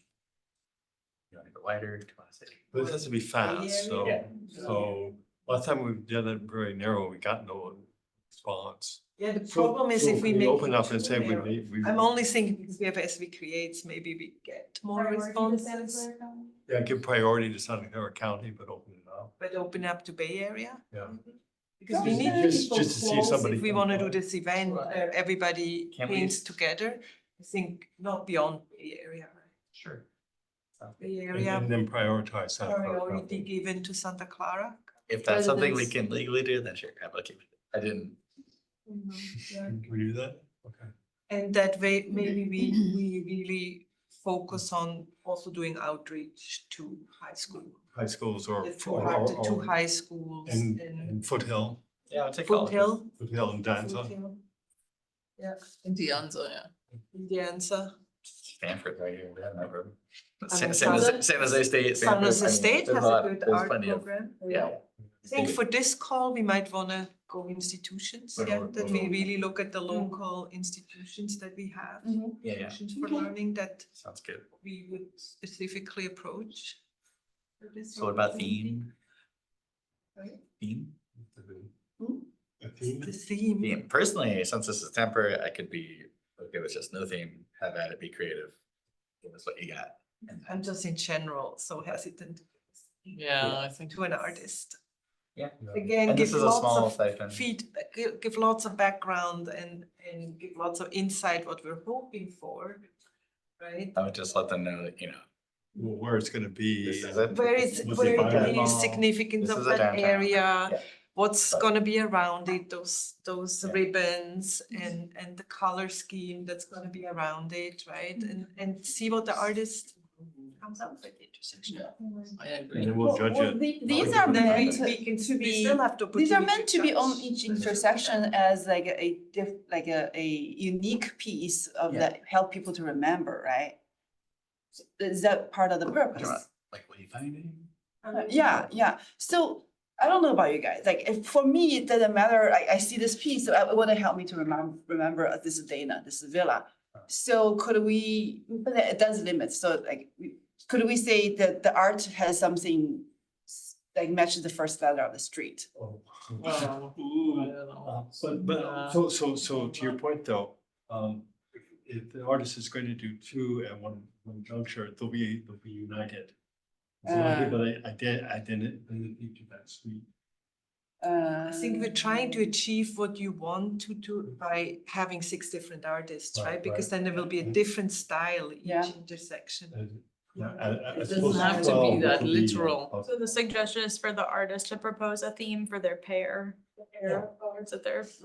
I like that. Just just give us a matching pair. It doesn't have to be so literal because you will then see. A matching pair, a pair in some way. Yeah, that's what I mean. They don't have, they don't have to be, they don't have to be exactly the Yeah, like same. whatever but- that means So to they- them, they one should. would be black and white and one would be color, that's Right. also. I would like- theme, I would matching like theme. them to look, to complement each other and, I want someone to look at them and know that they were both done by the same artist. Basically. There is a Done connection. by the same person. Yes. But it And doesn't help me they to have a recognize connection, the street whatever the though. connection is, right? Well, you have the street sign. Yeah, we have street signs. I'm fine with using public art for It's all- wayfinding, but this is temporary, and if we're gonna do that, it might as well be on permanent. I mean, And the point of this project is like to mix it up and add some flavor to the street, make the boards more unique, right? The Yeah. point is Yeah. Yeah, not, but say, okay, on this intersection, we have aquatic animal. Next street, we have Birds. Alice in Wonderland. But then I wouldn't remember, I just know that it has Alice in Wonderland, but which street is that? Get out Google Maps, you'll remember. But my point is, it doesn't help me, but if yeah, it it can, was. it won't be that literal, but you will still remember because you'll remember that kind of style, right? Yeah. Is- I is think that you would theme. like this art to do something that it was not intended to do. But I think your point is give it some identity, Mhm. is really what you wanted. So you can identify a point. Like, would you remember, this aquatic animal that means it's I think Dana, would people you know remember? say- I go there every day. When you say Oh, I meet definitely me will. by the snake sculpture, people know Yeah. what you mean, Yeah. right? It's a unique piece of art. It doesn't, the point is it doesn't look the same as all the other bullets. Hmm. I don't need it to spell out Dana Street. I need it Yeah, to you don't have to, be the unique. industry is not the important aspect of it. No, I mean, I'm not talking about like a Dana, I'm like a theme, start with the letter D. Well, it doesn't have to. How about it starts with the birds? I'll meet you by the birds. Yeah, I'll meet I you by think the we, Fish. Okay, Yeah. fine. Yeah, I'm not in favor. no, I Okay. think Oh. we're going in Okay, Yeah. this territory. that's too limiting. I Okay. think- Yeah. But I really, But I'm hoping by selecting different artists, we get that, right? Because styles can be so Yeah, yeah, different. I think that's what's important is the different That you styles. recognize that is the intersection. Well, there's a where it's more connection. like Yeah, yeah. a 'Cause if- comic, Okay, I'll give it. comic Okay, style. move on, next, And Yeah. next. the other style is completely Okay, different. so do we want to say no theme, just make sure your two things are You kind of wanna- look good together? Do you want to formulate a motion? All right, so I'll propose that we go ahead with this proposal for the dollar amounts and number of artists as specified by staff. Limit it to the 13 Bay Area counties, but give preference to Santa Clara County residents. advertise to our local high schools, colleges, and other institutions, and in partnership with SV Creates. And it's just an open call with the A second. Okay. All in favor? Sure. Thank you. Yes. Is that? Is that? Okay, very good. Work plan. 7.4.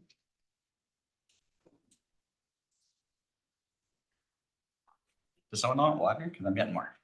Yes, Yeah. please. Yes, of course. Bring it.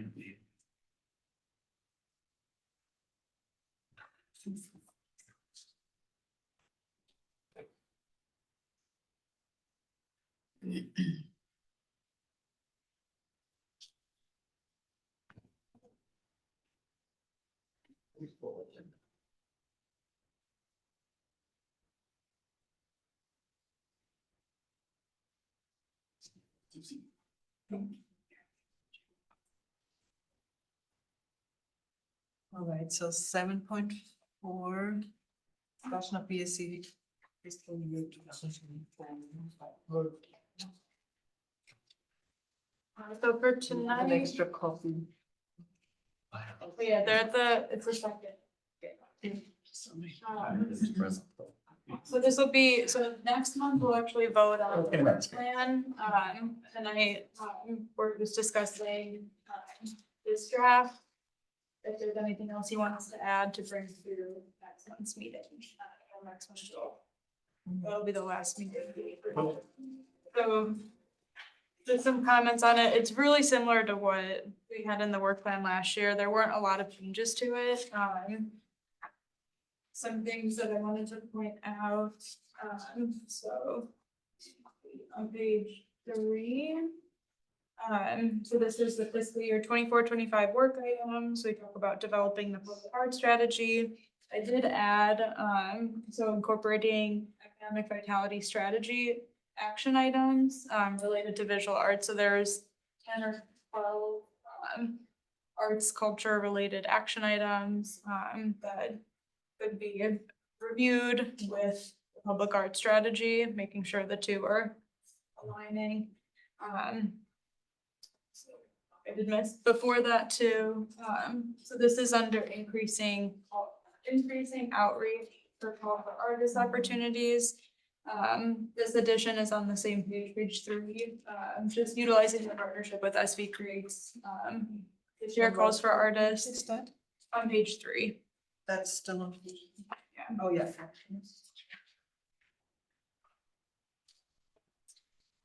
I think those are the two biggest changes. Otherwise, I really just updated the projects that we have going on, removed anything that has already gone through your approval process, and added some of these newer projects like the boathouse expansion and updated the status of some of these that we got last year. I think what we want to, what we want tonight is just feedback on what we have in here. If there's anything that you think needs to be added, then you can incorporate that and add it. Questions?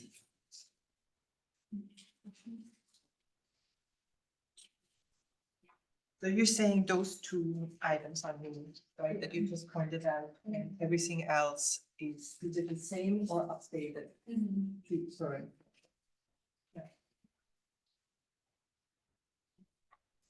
I didn't add the like specific action items from the economic vitality strategy because it's a working document, never a living document. But we can always refer back to that and. So I had some comments and questions, but I will hold that. And we open to public comment. Bruce? Yes, thank you. Hi again, all. Bruce England, Wisman Station Drive. This is going to harken back to the Evelyn Park project. I've agreed. I'm echoing. I'm not sure why that is. Anybody know why? We can hear you fine. You're coming through clear. Okay, then I just have to ignore the echo myself. Okay. Yeah, I brought this up before, but the idea of selecting or prioritizing art that is sustainable in various ways. So using materials that are biodegradable in some way at end of life instead of, say like the Evelyn Park project that was highly not recyclable. It's going to require dismantling material and some of it's going to go to landfill probably, which is really unfortunate given our goals at the city level for sustainability. And the other thing that I have raised before as well that I would like to see VAC support is putting landscaping elements around art. The example I've given before is the Berlin Wall pieces in front of the library, which are surrounded by just concrete and an old phone booth and a trash can. And it's, doesn't really highlight the art. And it doesn't put doesn't highlight biodiversity elements and things like that we are now wanting to see in what we experience in our city. So I don't know if those ideas can be reflected in your work plan, but I'm hoping that they can be. And again, on behalf of Green Spaces Mountain View in this case. Thanks.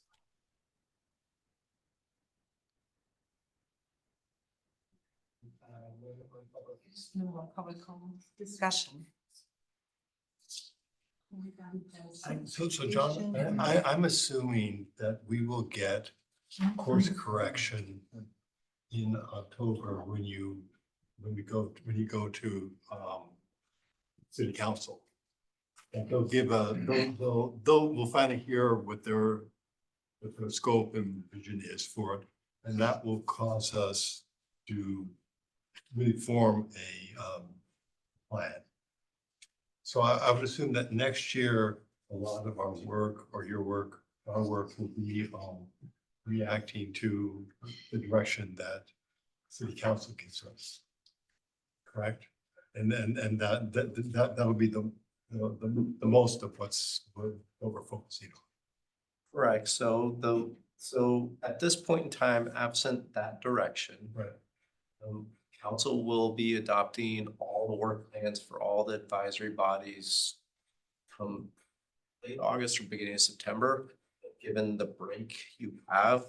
So we are trying to set up what we anticipate it is for the next year. Certainly, there are some broad catch-alls in the language you have, which can nest under some of the things that might come out of that study session, right? So, but presumably, when you come back to this item a year from now, having potentially an adopted plan, that should definitely inform the work that's going forward. Kind of only structure your work plan to point.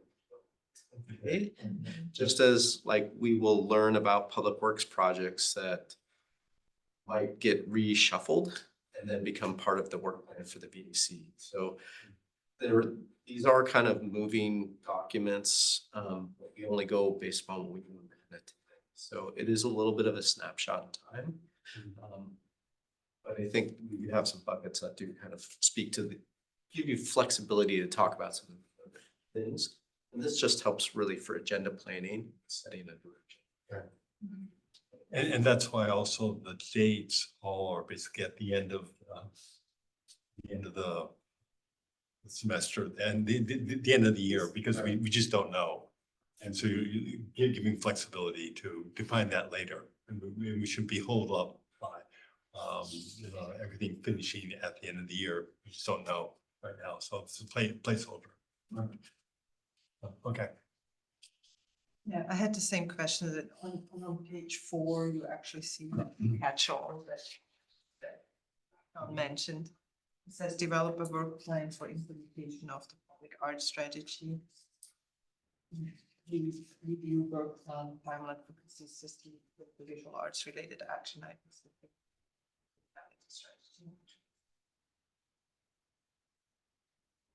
So that would be that, right? Where we can, if whatever comes out in October in following, that could be the action item. under that umbrella. Talk about. If you've seen, the economic vitality strategy, it was just approved. Just had the experience of creating the implementation matrix and, getting that ready, so we could use the same formatting or similar formatting. So that's for different implementation, prioritization.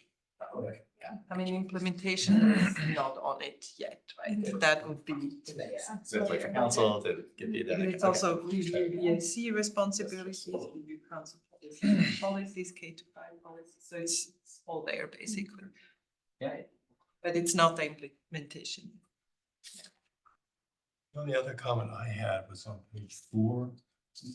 Where you implement mountain plan, where we kind of call out the carryover of doing the second phase of the sidewalk, Those are our boxes. the boxes, utility boxes. Sidewalks. And I would say that's gonna get consumed by any strategy you have of bringing art out to the community and whatnot.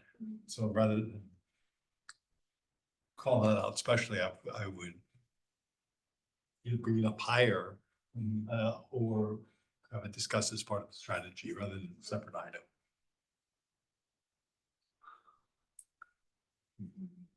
I mean, I don't know that it's part of the strategy because it's the easiest thing. I want to continue. I mean, as long as we continue it, I'm happy. Right, yeah, I see it as fitting into a larger topic now with the strategy as how do we get art out to the neighborhood? Which is, do you remember the beautiful Quest Park came from the one that's doing utility boxes there, et cetera, and we were kind of on the front with that. So that would be decided. Yeah, where it says including location. So we'll decide on location. Right, right, no, no, but I meant, what I meant is that should be much more than just doing the utility boxes. I see. Yeah, it could go under 5. There Yeah, I've are, like, a, that's kind of, identify opportunities, support communities through public Yeah, art, yeah, so, you know. for a little bit of history, I'll say that's kind of why the program got named Sidewalk Studios in the first place and not the Utility Box Project. It was called Sidewalk Studios because we wanted to it was designed to be artwork that is, just publicly visible from the sidewalk. And it doesn't have to be restricted to a utility box. It could be murals. That program was kind of designed to be able to accept more types of art into it. Yeah. But we did just didn't. Like bollards. And bollards could fall under that. It just ended up not getting additional funding and we continued because COVID and all that. But yeah, certainly it could expand into the neighborhoods. It could be murals, it could be bollards.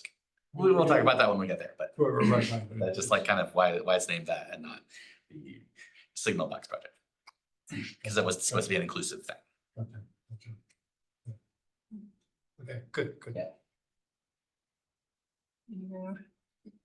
You don't only need feedback, right? You don't need Feedback, we'll incorporate it in Right. and you'll actually approve it next meeting, but this is a chance to actually review it again, next meeting going, did we capture it all? Did you have a different idea at some point? Next meeting will be our last chance if something catches our eye, like exactly, and then it goes. I like this wordplay. No. Good job, guys. So we Do still, we do a motion? Probably. no, we don't need, No? it's just feedback. Okay, feedback, okay. I suggest we do a brief discussion on 6.2. We still have 5 members of the public here and 1 person here. Everybody's okay with that. This would be the feedback from Oh, okay. from Sean, discussion on city council study separate or the one that we put. Okay. So you have in your packet a memorandum, and the memorandum, the intent of the memorandum was to provide some information to the VAC, get some initial juices flowing for a bigger conversation next meeting. So the framing of this is such. So this body has spent a great deal of time talking about a public art strategy. And a lot of work has gone into doing various research, coming up with new ideas and concepts, looking at other plans, and just building a bunch of good information together and coming up with some recommendations. When we started this endeavor, though, the process should have really been, we should have gone to council and said, council, here's some basic concepts about a public art strategy. What direction do you have staff in the VAC and things you think should be incorporated into a public art strategy? And at that point, staff says, well, very common features in a public art strategy might include a vision statement,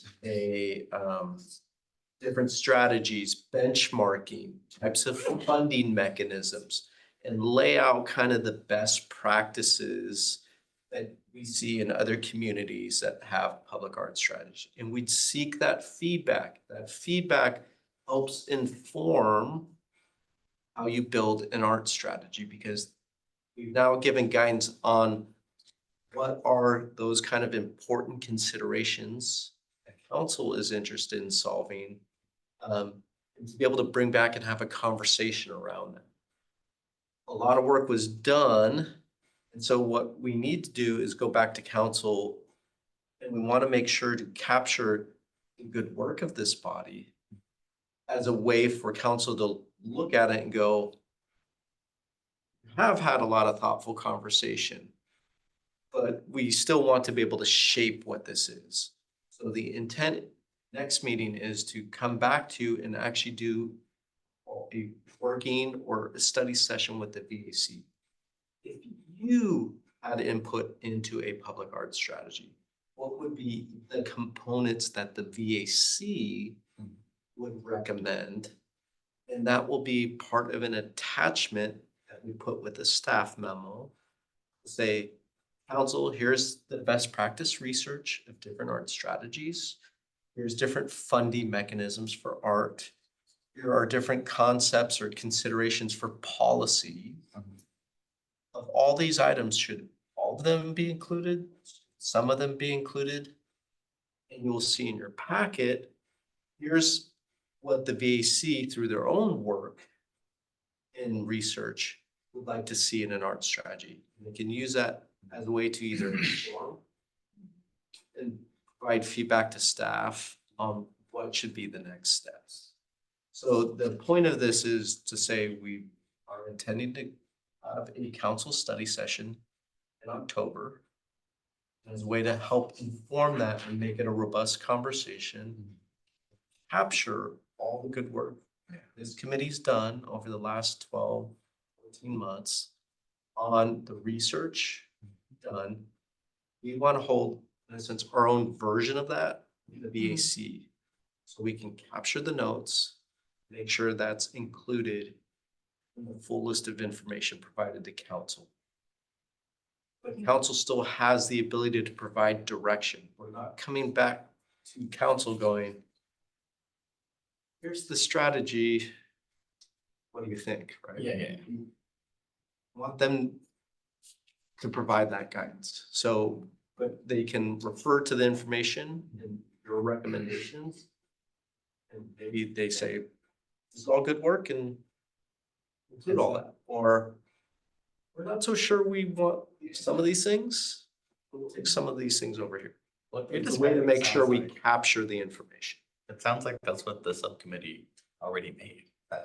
That's our recommendation. So the subcommittee, the VAC as a body needs to have, I think, you're a bigger body than just the subcommittee. Yeah, but I mean, we did go back and forth to the committee many times and get revisions and feedback. And So kept we changing want and to updating. walk through that process and be able to capture that in a succinct way, following kind of that same process of identifying what are those important elements that the VC would like to see in a strategy that we will do council and get that direction.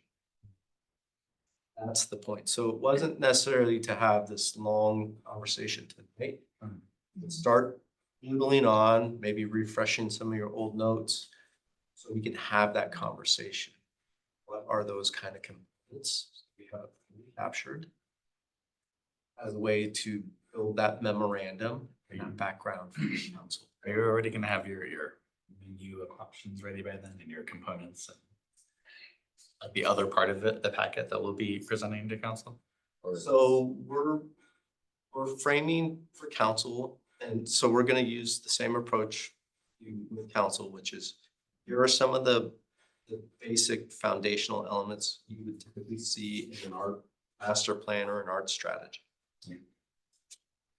Well, first, here's our existing conditions today. There are common elements and policies you typically see with an art program, master plan, or strategy. Here's some of the benchmarking. Do our neighboring cities have these? How are we the same, different? Provide that information. And then here are the policies that other cities have that help inform and structure it that way. And then we'll attach any and all the documents that we capture from the VAC as background information. And that helps. As we create as resources in Washington and identify those. I mean, we can look at that PowerPoint they showed us, the slide with funding options was pretty good. Slide about funding was good. So I was just wondering if she has more. This has good data in it. If she has more of that, yeah. Have you referenced a few cities that are looking at arts master programs? We can see what we can find on those. Yeah. For for next month, will you invite the artist community outside us? So we can certainly do that. One of the things that we have captured during this process of the last 14 months, we've been doing public outreach, right? So did some neighborhood meetings, did some tabling at Art and Wine. That is going to be information that's going to be provided to council. We'll bring it back to this committee as well, like refreshing. This is what we heard, when we talked about this. So in essence, looking to kind of, I don't want to say parrot, but take the same approach that we are anticipating with council. Yeah. Well, I guess what I was asking are for the next meeting, will we invite interested parties other than, Bruce and other people to come in, listen and give input? We can certainly push out the agenda topic to a bigger audience. But the intent is really, because this body has been working on this. Yeah. And we've been capturing it along the way in the different public comments. Where I was going was, we need to, I think, show to council that for the community, it's important to have an art strategy, not just us 7 people here, but that we hear it from the community. And so if the community's voice is echoed, or they come to the meeting in October, it would be a good thing. And if we can kind of encourage them to, Be an early chance to reach out to them and get them aware, because we will, if I were on council and I just heard this from 7 people, but I didn't hear it from anybody else in the community, I would say, well, this is really important given housing and other issues. But we can make sure that the community comes in and echoes and supports, that would be very good, I think. If there's public. Public comment, let's take it. Yes. Yeah, are we done with question? I'm done. Public comment? Any public comment on this item?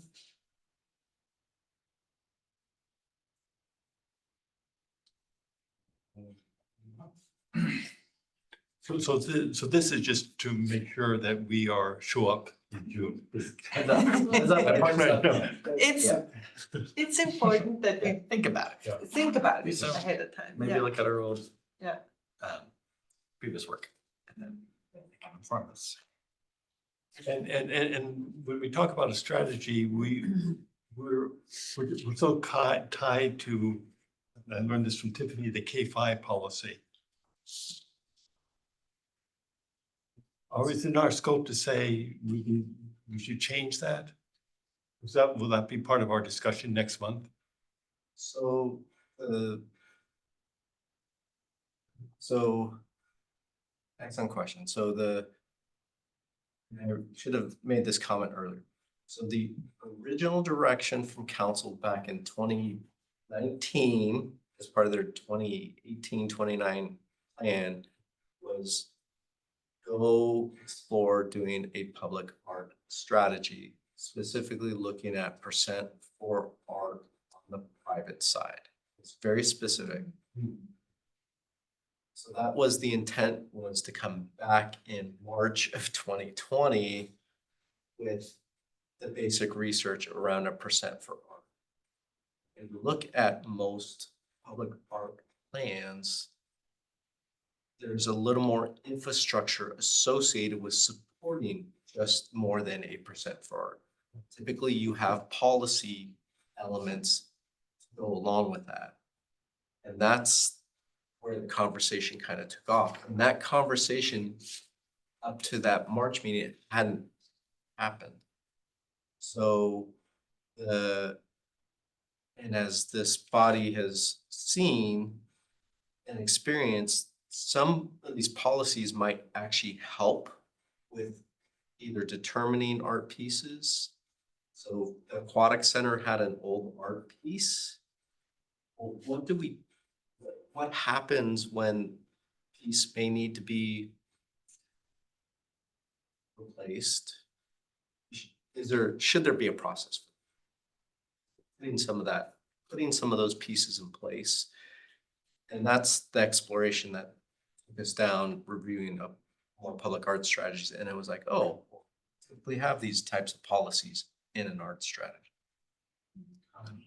And so it's a way to lay out, here are the other things that could be. But once again, we need council to kind of say, yes, those are things we should consider. We should not. So the June meeting will be a big meeting, and hopefully we won't have much else on the agenda. We'll have a work plan item. And it will be discussion about policies, but also goals and strategies and all of it, basically all of it. Perhaps. Yep. But again, the purpose for the meeting in October is to get feedback on, is this the right strategy, to have direction that we're going in? We're not voting on or presenting to them. And a little bit of a menu where they can choose, right? It's providing them information, and it's literally asking them for their guidance. So I've given you a lot of information. Should direction be go explore these other funding options? Explore these funding options. Just explore policy. It's a chance for them to give guidance, what they'd like to see, ultimately come back. So a study session is in feedback, and then coming back based upon their direction. That's when, in theory, you come back with that document that says, this reflects community's feedback or feedback and direction. Let's discuss this. Is this the plan we all?